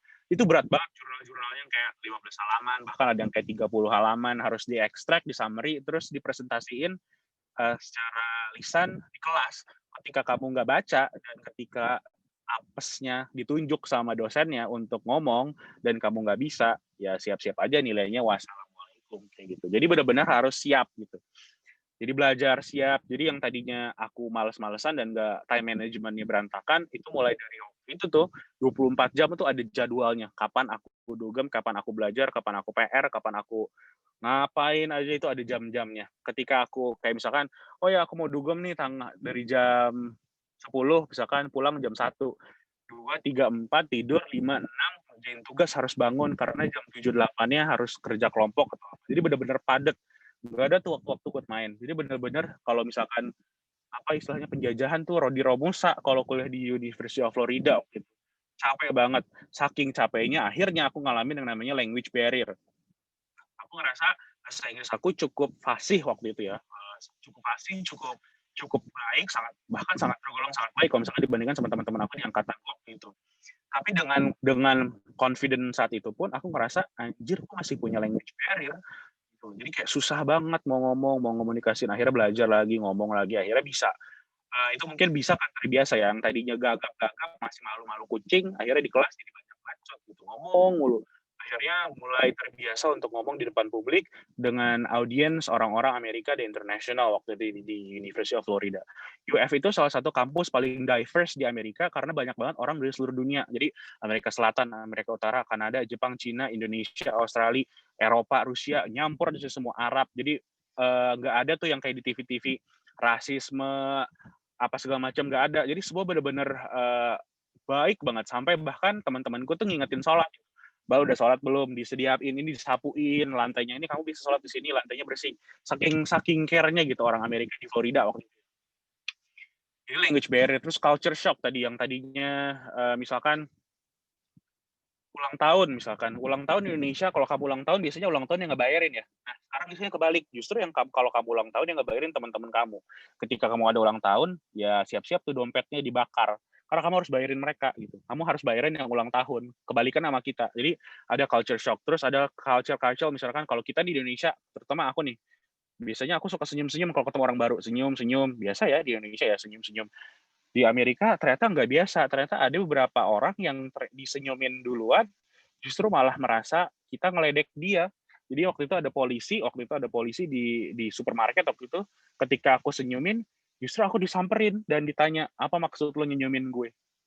Nah, jadi culture shock. Itu hari ketiga aku di Gainesville, kotaku ya. Kayak anjir lah disenyumin malah marah. Sableng nih orang.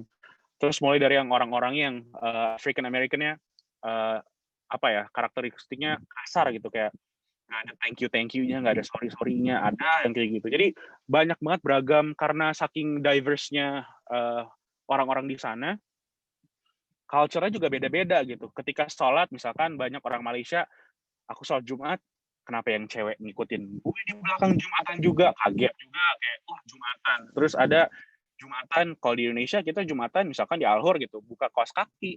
Ternyata di sana justru pakai kaos kaki. Wah, kenapa pakai kaos kaki? Aneh gitu.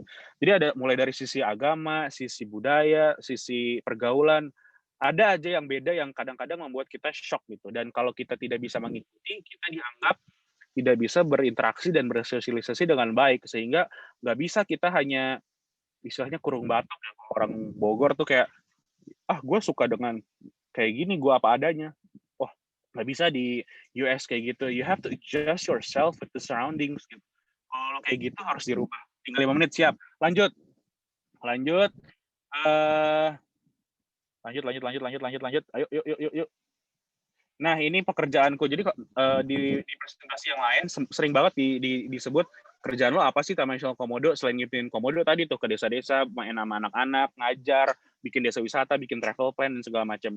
Terus saya nggak pernah bermimpi jadi park ranger, jadi seorang petugas Taman Nasional karena emang nggak pernah jadi impianku gitu. Udah jelas kan tadi historinya aku hesitate ini itu. Tapi ternyata aku jadi gitu salah satunya. Dan ketika kamu jadi, give it all. Apa yang kamu bisa gitu. Misalkan kamu bagus di PR, kamu bagus di ekonomi, kamu bagus di apa, dituangin aja gitu. Karena ternyata sekarang Taman Nasional butuh interdisciplinary research, interdisciplinary disiplin. Banyak bidang yang benar-benar dibutuhin. Sekarang aku kelimpungan nyari orang-orang kedokteran hewan, kelautan, biologi, perikanan. Nggak ada gitu loh. Banyak hal yang harus kita kerjain, tapi karena nggak ada orang-orang itu, kita nggak bisa. aku bisa belajar tapi akan kalah gitu sama orang-orang yang mengulangkan waktunya selama 4 sampai 5 tahun untuk belajar di bidang tersebut. Jadi kalau misalkan kalian pengen kerja di sini, the doors is widely open. Terus learn everything fast. Sebagai anak IPB jangan malu-maluin ketika udah jadi PNS atau ketika udah terjun di satu perusahaan, jangan bikin malu kampus kalian tuh. Belajar ya bener. Dipelajari, jangan sombong, belajar dari orang di sana seniornya yang udah duluan kerja di situ dengan sopan dan baik. Kalau misalkan pendidikan kalian, gue kan S2, S3, ngapain gue belajar sama senior gue masih S1? Jangan kayak gitu, tetap ditanya gimana pengalamannya. Karena walaupun mereka misalkan cuma S1, pengalaman kerjanya jauh lebih banyak dari kalian. Dia harus dihargai, ditanya. Terus stay humble. Banyak orang-orang, terutama anak-anak muda ya, teman-temanku yang adik-adik kelasku, udah S2, S3, terus tiba-tiba jadi songong. Gue kan udah dokter, gue kan PhD, gila, itu salah banget, bego banget kayak gitu. Wah, jangan kayak gitu, harus humble. Terus maintain your attitude gitu. Ketika misalkan kayak ngehubungin, misalkan, aku respect nih sama si Dina, bisa ngehubungin aku dengan sopan, panjang, lebar, sopan gitu. Ada beberapa orang ya, belum WA, udah nelfon. Terus kayak, halo dengan Kak Iqbal, bisa minta waktunya sebentar. Atau wartawan, let's say wartawan. Taman Nasional Komodo ditutup ya? Agak kenalin siapa dia, nggak salam. Banyak yang kayak gitu. Jadi maintain your attitude kalau kalian udah kerja gitu. Jangan malu-maluin Pautan, jangan malu-maluin IPB. Lanjut. Iya, ini yang terakhir. Aku mungkin nitip ya dari Taman Nasional Komodo. Kalau misalkan berkenan, boleh di-follow IG kita. Karena kita sedang target verified account, minimal followers harus 10.000. Jadi kalau misalkan kalian boleh minta tolong nih kontribusi kecilnya, follow aja gratis, murah, nggak capek. Treat Taman Nasional Komodo N-nya 1. Itu aja sih dari aku. Nanti kalau misalkan mau ada pertanyaan, di chat aja atau di live conversation. Terima kasih, selamat sore. Oke, terima kasih Kak Iqbal Putra. Wow, amazing. Jadi intinya mantan anak bandel itu tidak mungkin tidak bisa memotivasi orang lain ya, teman-teman. Selagi ada usaha, impossible gitu. Oke, mantap Kak Iqbal. Oke, sekarang, sebelum ke Q&A session, I would like to remind the audience kalau link presensi udah ada di chat box ya, bisa diisi dulu. Jangan sampai kelupaan link presensinya, silahkan cek di chat box. And now we are going to Q&A session. Kalau ada yang ingin bertanya, silahkan untuk raise your hand atau kalau ada terkendala jaringan bisa langsung chat di room chat. Silahkan, anyone question? Nanya dong. Kalau aku ngomongnya tadi kecepatan, mohon maaf ya. Iya, nggak apa-apa Kak. Udah bagus kok penjelasannya, jelas. Come on. Anyone have? Kalau ini gue bisa gak sih? Bisa, ding. Kelihatan nggak badai? Kalau sinyalnya mati, maaf ya. Oh ya, Kak. Nggak apa-apa. Anjir lah. Oke, ada pertanyaan nggak? Ada dong. Saya udah lama nggak ngomong sama anak-anak IFSA. Dulu aku Kadif PR pas ketuanya Mbak Rizka dulu, Rizka Asti Wulandari. Tapi aku di IFSA dulu aku bandel.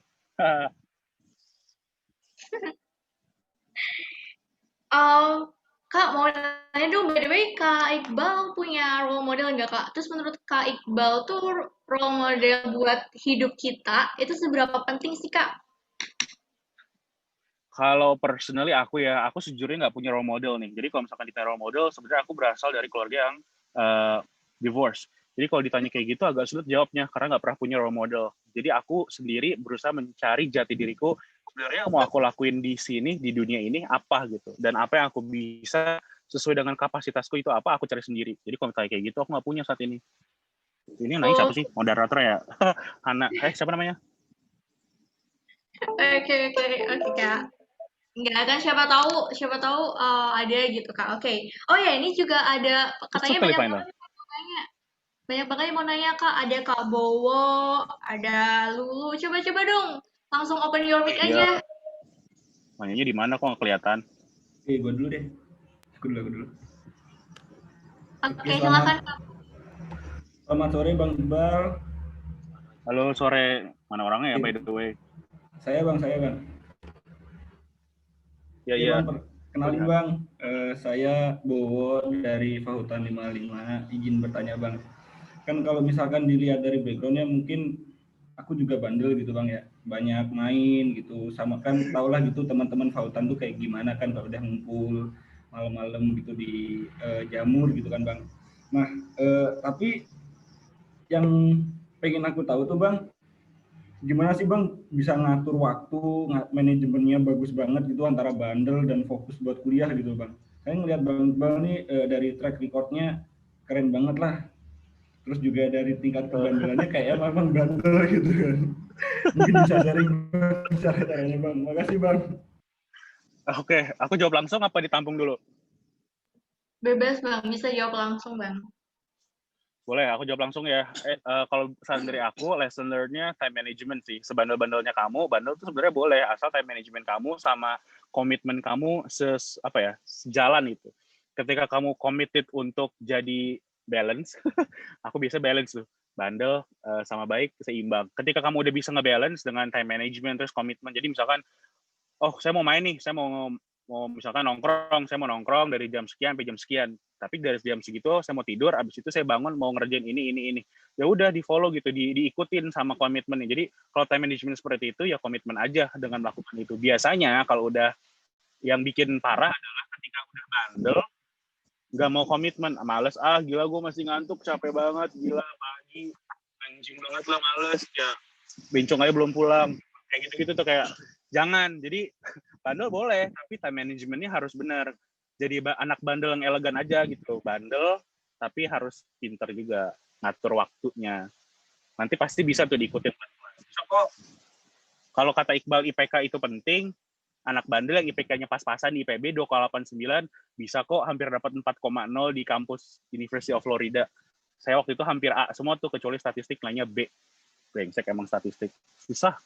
Jadi belajar statistik yang benar ya. Jangan Oke, Bang, kayak gitu kan. Oke, lanjut. Apalagi? Ini kalau ngomongnya agak-agak vulgar, mohon maaf ya. Aku emang anak IPSA yang berbeda dari yang lain. Jadi kadang saringannya nggak ada. It's okay, Bang. Banyak juga. Oke, ada lagi yang ingin bertanya? Siapa? Ada lagi juga katanya banyak. Katanya. Iya. Oh ya. Aku mau tanya buat Kak Iqbal. Kan tadi emang kelihatan banget nih kalau Kak Iqbal tuh outgoing banget. Pernah nggak sih ada kayak momen dimana kayak Kak Iqbal ngerasa lagi overwhelmed banget sama kerjaannya dan gak sempat untuk ngelakuin hal-hal yang seneng. Itu tuh kayak gimana kakak nge-overcome-nya gitu loh, supaya kakak happy lagi. Karena kan salah satu cara kakak bikin happy itu kan ya main-main segala macam gitu kan Kak, di luar dari kerjaan gitu. Makasih Kak. Good question. Siapa namanya tadi? Lulu Kak. Oh Lulu, terima kasih Lulu, pertanyaannya bagus banget.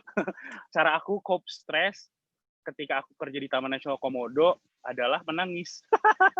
Jadi kalau saya udah stres banget nih, biasanya saya nangis tuh di kosan. Saya nggak kos kan di sini, saya nggak kos. Jadi sebagai orang yang berasal dari kota gede waktu itu, yang biasanya ketemu sama orang banyak, ketemu mall, ketemu tempat-tempat clubbing, di sini nggak ada apa-apa kan. Sedih gitu, ngelihatnya laut lagi, bosen. Jadi ketika saya stress out dan benar-benar dituntut untuk mengerjakan banyak hal, biasanya aku nangis gitu. Ketika aku nangis di kosan, habis itu udah selesai, habis itu udah, atau ngobrol sama teman gitu, kayak sekarang udah gampang dia Zoom call, WhatsApp call, ya udah gitu. Kalau aku suka kesel aja denger gender related issue, kayak misalkan cowok nggak boleh nangis, lu kira lu robot, bodoh banget. Ya enggak gitu, kalau nangis lu luapin aja nangis. Justru itu salah satu stress release yang paling efektif gitu loh. Bener ya udah, kalau nangis aja, tapi jangan kelamaan. Kalau misalkan nangis minggu, ya itu namanya bodoh, jangan. Udah nangis luapin stress, and then hold yourself, calm down, and then like think pelan-pelan apa yang harus gue lakukan, mana prioritas yang harus diselesaikan duluan. Kalau misalkan ada teman, benar-benar ngobrol sama support systemnya yang benar-benar bisa dipercaya, gimana gitu. Nanti pasti pelan-pelan bisa. Kayak misalkan kerjaanku di sini seminggu nih, to-do list aku itu bisa kayak lebih dari 12 gitu. Dan semua deadline-nya mepet-mepet, kayak misalkan to-do list Iqbal apaan di situ. Kayak misalkan aku disuruh dibikin skema penutupan Taman Nasional Komodo sendirian. Langgar gak tuh? Pusing tuh, mikir gimana. Terus di demo, terus kayak kemarin berita, bikin media counter, hal-hal yang berat gitu harus dipikirin sendirian. Dan gak ada orang kehutanan yang bisa ngerti public speaking dan communication sekarang nih ya. Sehingga ketika ada seperti itu, masalah-masalah kayak gini nih, ekowisata, media, terbebani ke aku sendirian. Akhirnya aku stres gitu loh. Nah, itu salah satu cope-nya sih, stress release-nya. Hope that answer the questions ya.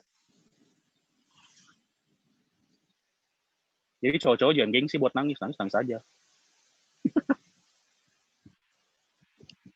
Oke, Ada Lulu lagi gimana? nggak? Oke. Oke Bang, sepertinya sebenarnya masih banyak deh kayaknya yang mau bertanya, cuman karena waktunya terbatas, jadi cuma dibatasin tadi 3 pertanyaan, kayak gitu Bang. Dan terima kasih juga buat Kak Iqbal yang sudah menyempatkan hadir dan berbagi kisahnya, berbagi cerita di acara ini.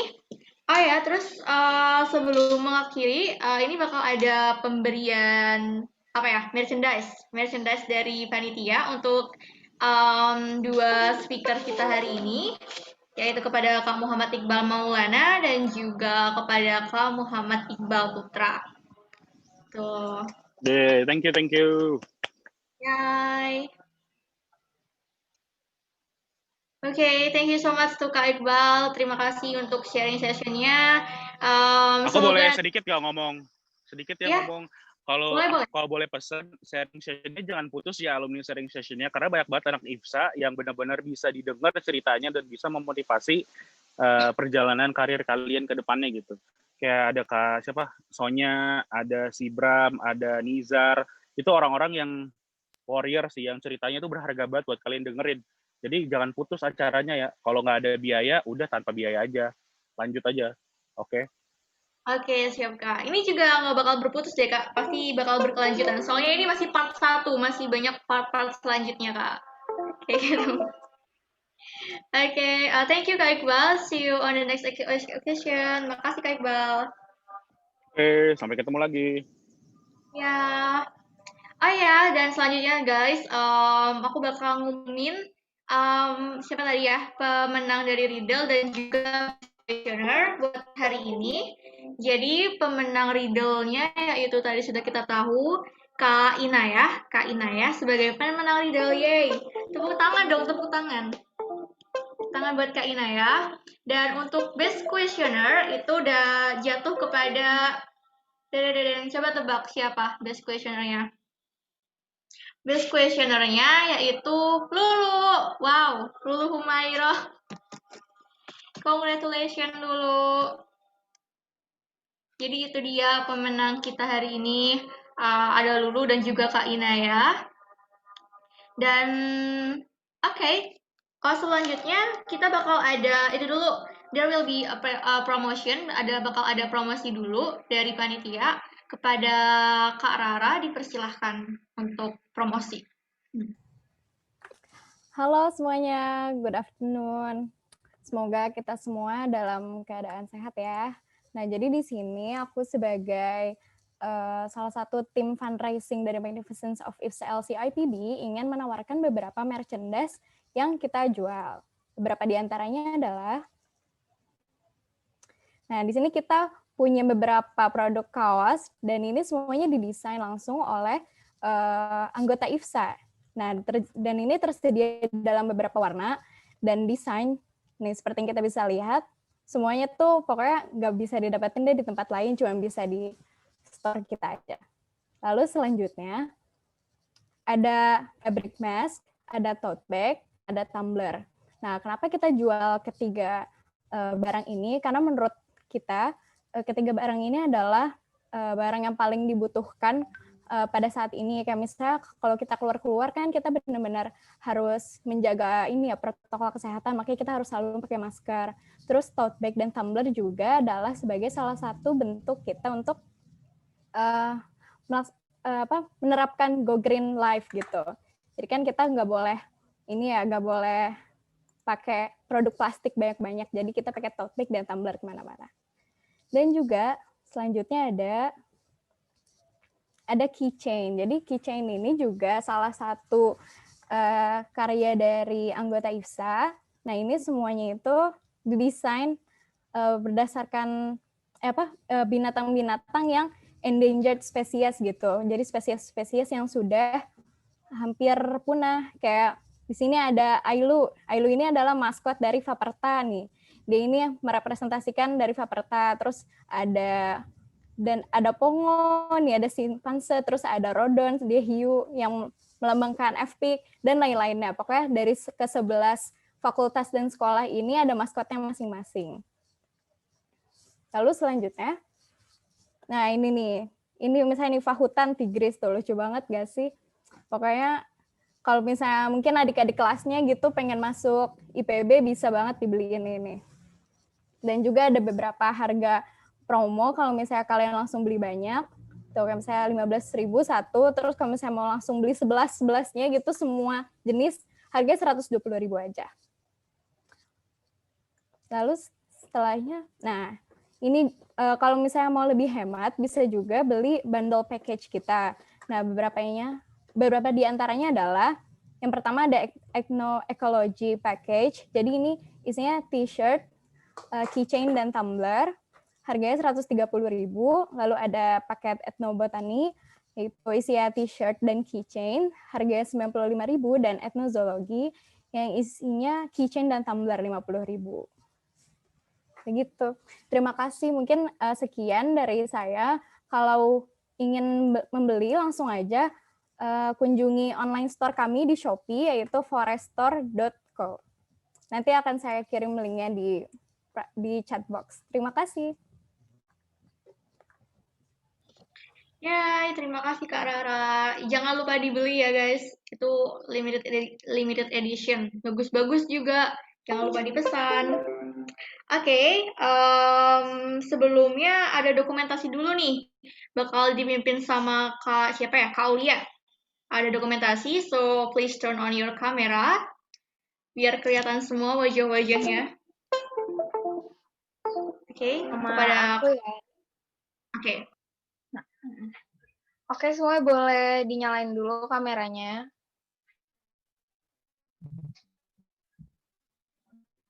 Udah, mungkin ada yang beberapa yang belum, ayo nyalain kameranya biar makin rame.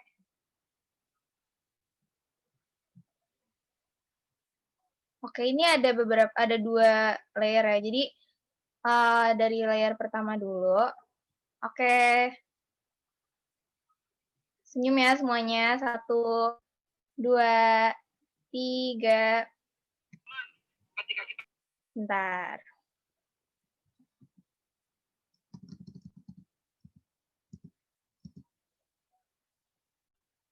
Oke, yang layer keduanya. Boleh sekali lagi ya. 1, senyum semuanya. 1, 2, 3. Oke. Makasih semuanya. Ya, terima kasih Lulu yang sudah mendokumentasi kita. Okay, so I think we arrive at the end of this event. Dan mari kita menutup acara ini dengan mengucapkan hamdalah bersama-sama. Alhamdulillahirrabbilalamin. So now I think it's time to me, Hasna Sri Aprilianti, as your Master of Ceremony today, to say goodbye. Thank you for joining this event, and thank you to yang sudah berpartisipasi dengan aktif. Terima kasih. Dan oh ya, aku juga ingin mengingatkan bahwa bakal ada alumni sharing part 2 yang akan dilaksanakan tanggal 29 November kalau tidak salah. Nanti bakal diinfokan lebih lanjut di IG-nya IFStyle CIPB. Don't forget to coming. Terima kasih. Assalamualaikum warahmatullahi wabarakatuh. See you. Thank you guys, thank you all. Waalaikumsalam warahmatullahi wabarakatuh. Waalaikumsalam. Waalaikumsalam. Salam sehat. Thank you semua. Salam sehat untuk semuanya. Mantap deh, ramai banget.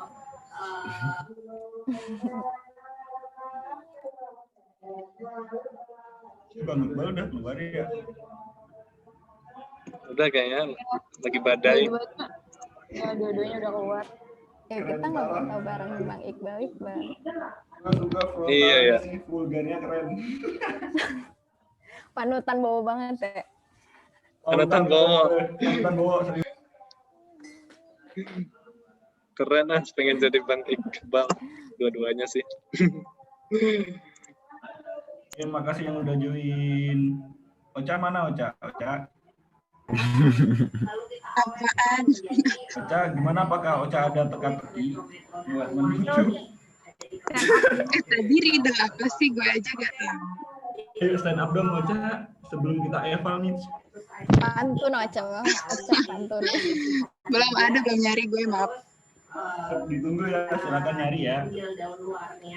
Iya, siap. Sampai jam 3 nih ditunggu. Enggak. BTW Nggak nih bisa gue. udah kondusif belum nih roomnya? Udah, maaf. Bukan. Belum. Bukan gitu, Cak. kayaknya, Fis. Si Hafiz itu secara diam-diam mengusir. Iya. End meeting ya. Buset ya. Nanti masuk lagi. Break out. Move aja yang bukan panitia. Betul. Ada 2 nih gua lihat. Anak Ipsan. Iya Nggak kayaknya. Iya maksudnya bukan anak IPSA cuy. Iya. Sadar diri Ocha. Ocha jangan takut. Ocha mungkin bisa sadar diri.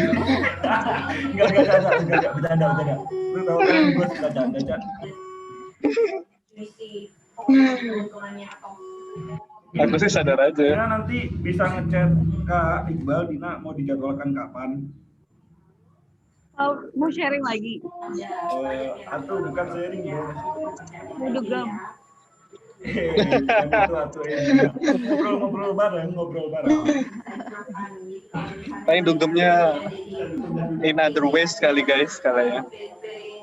Gak boleh ya. Kalian masih kecil gak boleh. Oh iya lu Bo.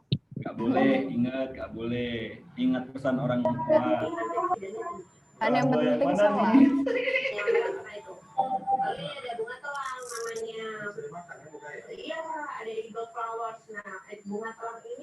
Itu siapa sih? TV siapa itu?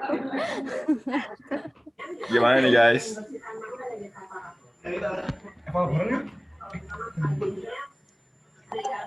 Apa pakai sarannya Rofi tadi, Fis?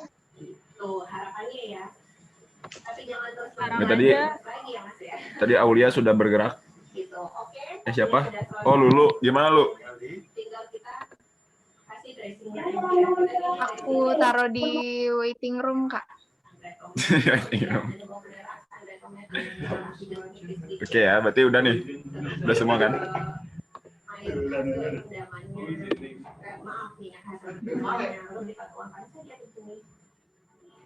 Oke,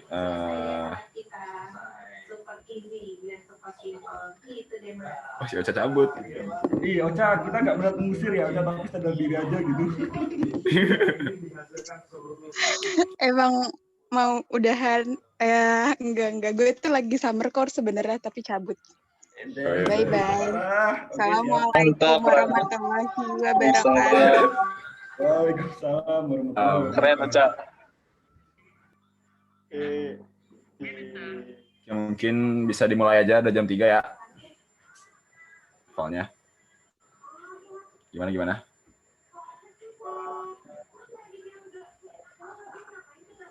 Oke, gua buka aja ya filenya. Assalamualaikum warahmatullahi wabarakatuh. And please give applause to yourself first for this one step ya. Untuk kita terima kasih banget buat semua. Ya langkah awal buat dua event lagi. Semoga makin tergambar dan makin di-prepare lebih matang ya. Kalau evaluasi dari gua selaku koordinator dari alumni sharing part 1 ini, jangan sambil lagu Pal. Mungkin masih banyak ini ya, paling dari audiensnya sih tadi ya yang masih miss. Tadi tuh parah banget tuh yang Kak Inayah itu ya, karena dianya nggak pakai doinya, nggak ngikut rules, harus ada angkatan kayak gitu ya, mana kita tahu kan kayak gitu. Terus ini Hasna gimana nih responnya tadi Kak Inayah, lu minta maaf gimana Hasna? Tadi katanya, iya nggak apa-apa kok, santuy aja. Terus aku juga minta maaf nggak bisa on cam soalnya di rumah lagi rame katanya gitu. Berdosa banget. Terus aku Iva bilang, juga ya? Berdosa banget. Iva juga ya? Mana Iva? Iya Kak. Sedih banget ya ampun. Gue juga BTW tadi. Oh gitu, Gak Bang. apa-apa guys. soalnya Nah, suaranya iya kan. kayak anak kecil, aku kira 57. Nah, iya. Serem gitu, Boy. Udah. Iya. Caranya Padahal tuh juga kayak anak bisa SD. PK gitu kecil. Mana di Ini recordnya mau dilanjutin? Terserah sih. Eh, Gak usah lah. record siapa? Yang record siapa sih ini? Nanti jangan lupa ya, YouTube. Bisa? Tetap di record aja nggak? Apa di stop? Gak usah, Pal, nanti Stop aja. ngekat lama. Oh, oke. Stop aja. Oh. Nah itu ya paling ya eval terbesar yang kita notice sama bareng-bareng ya. Gimana caranya biar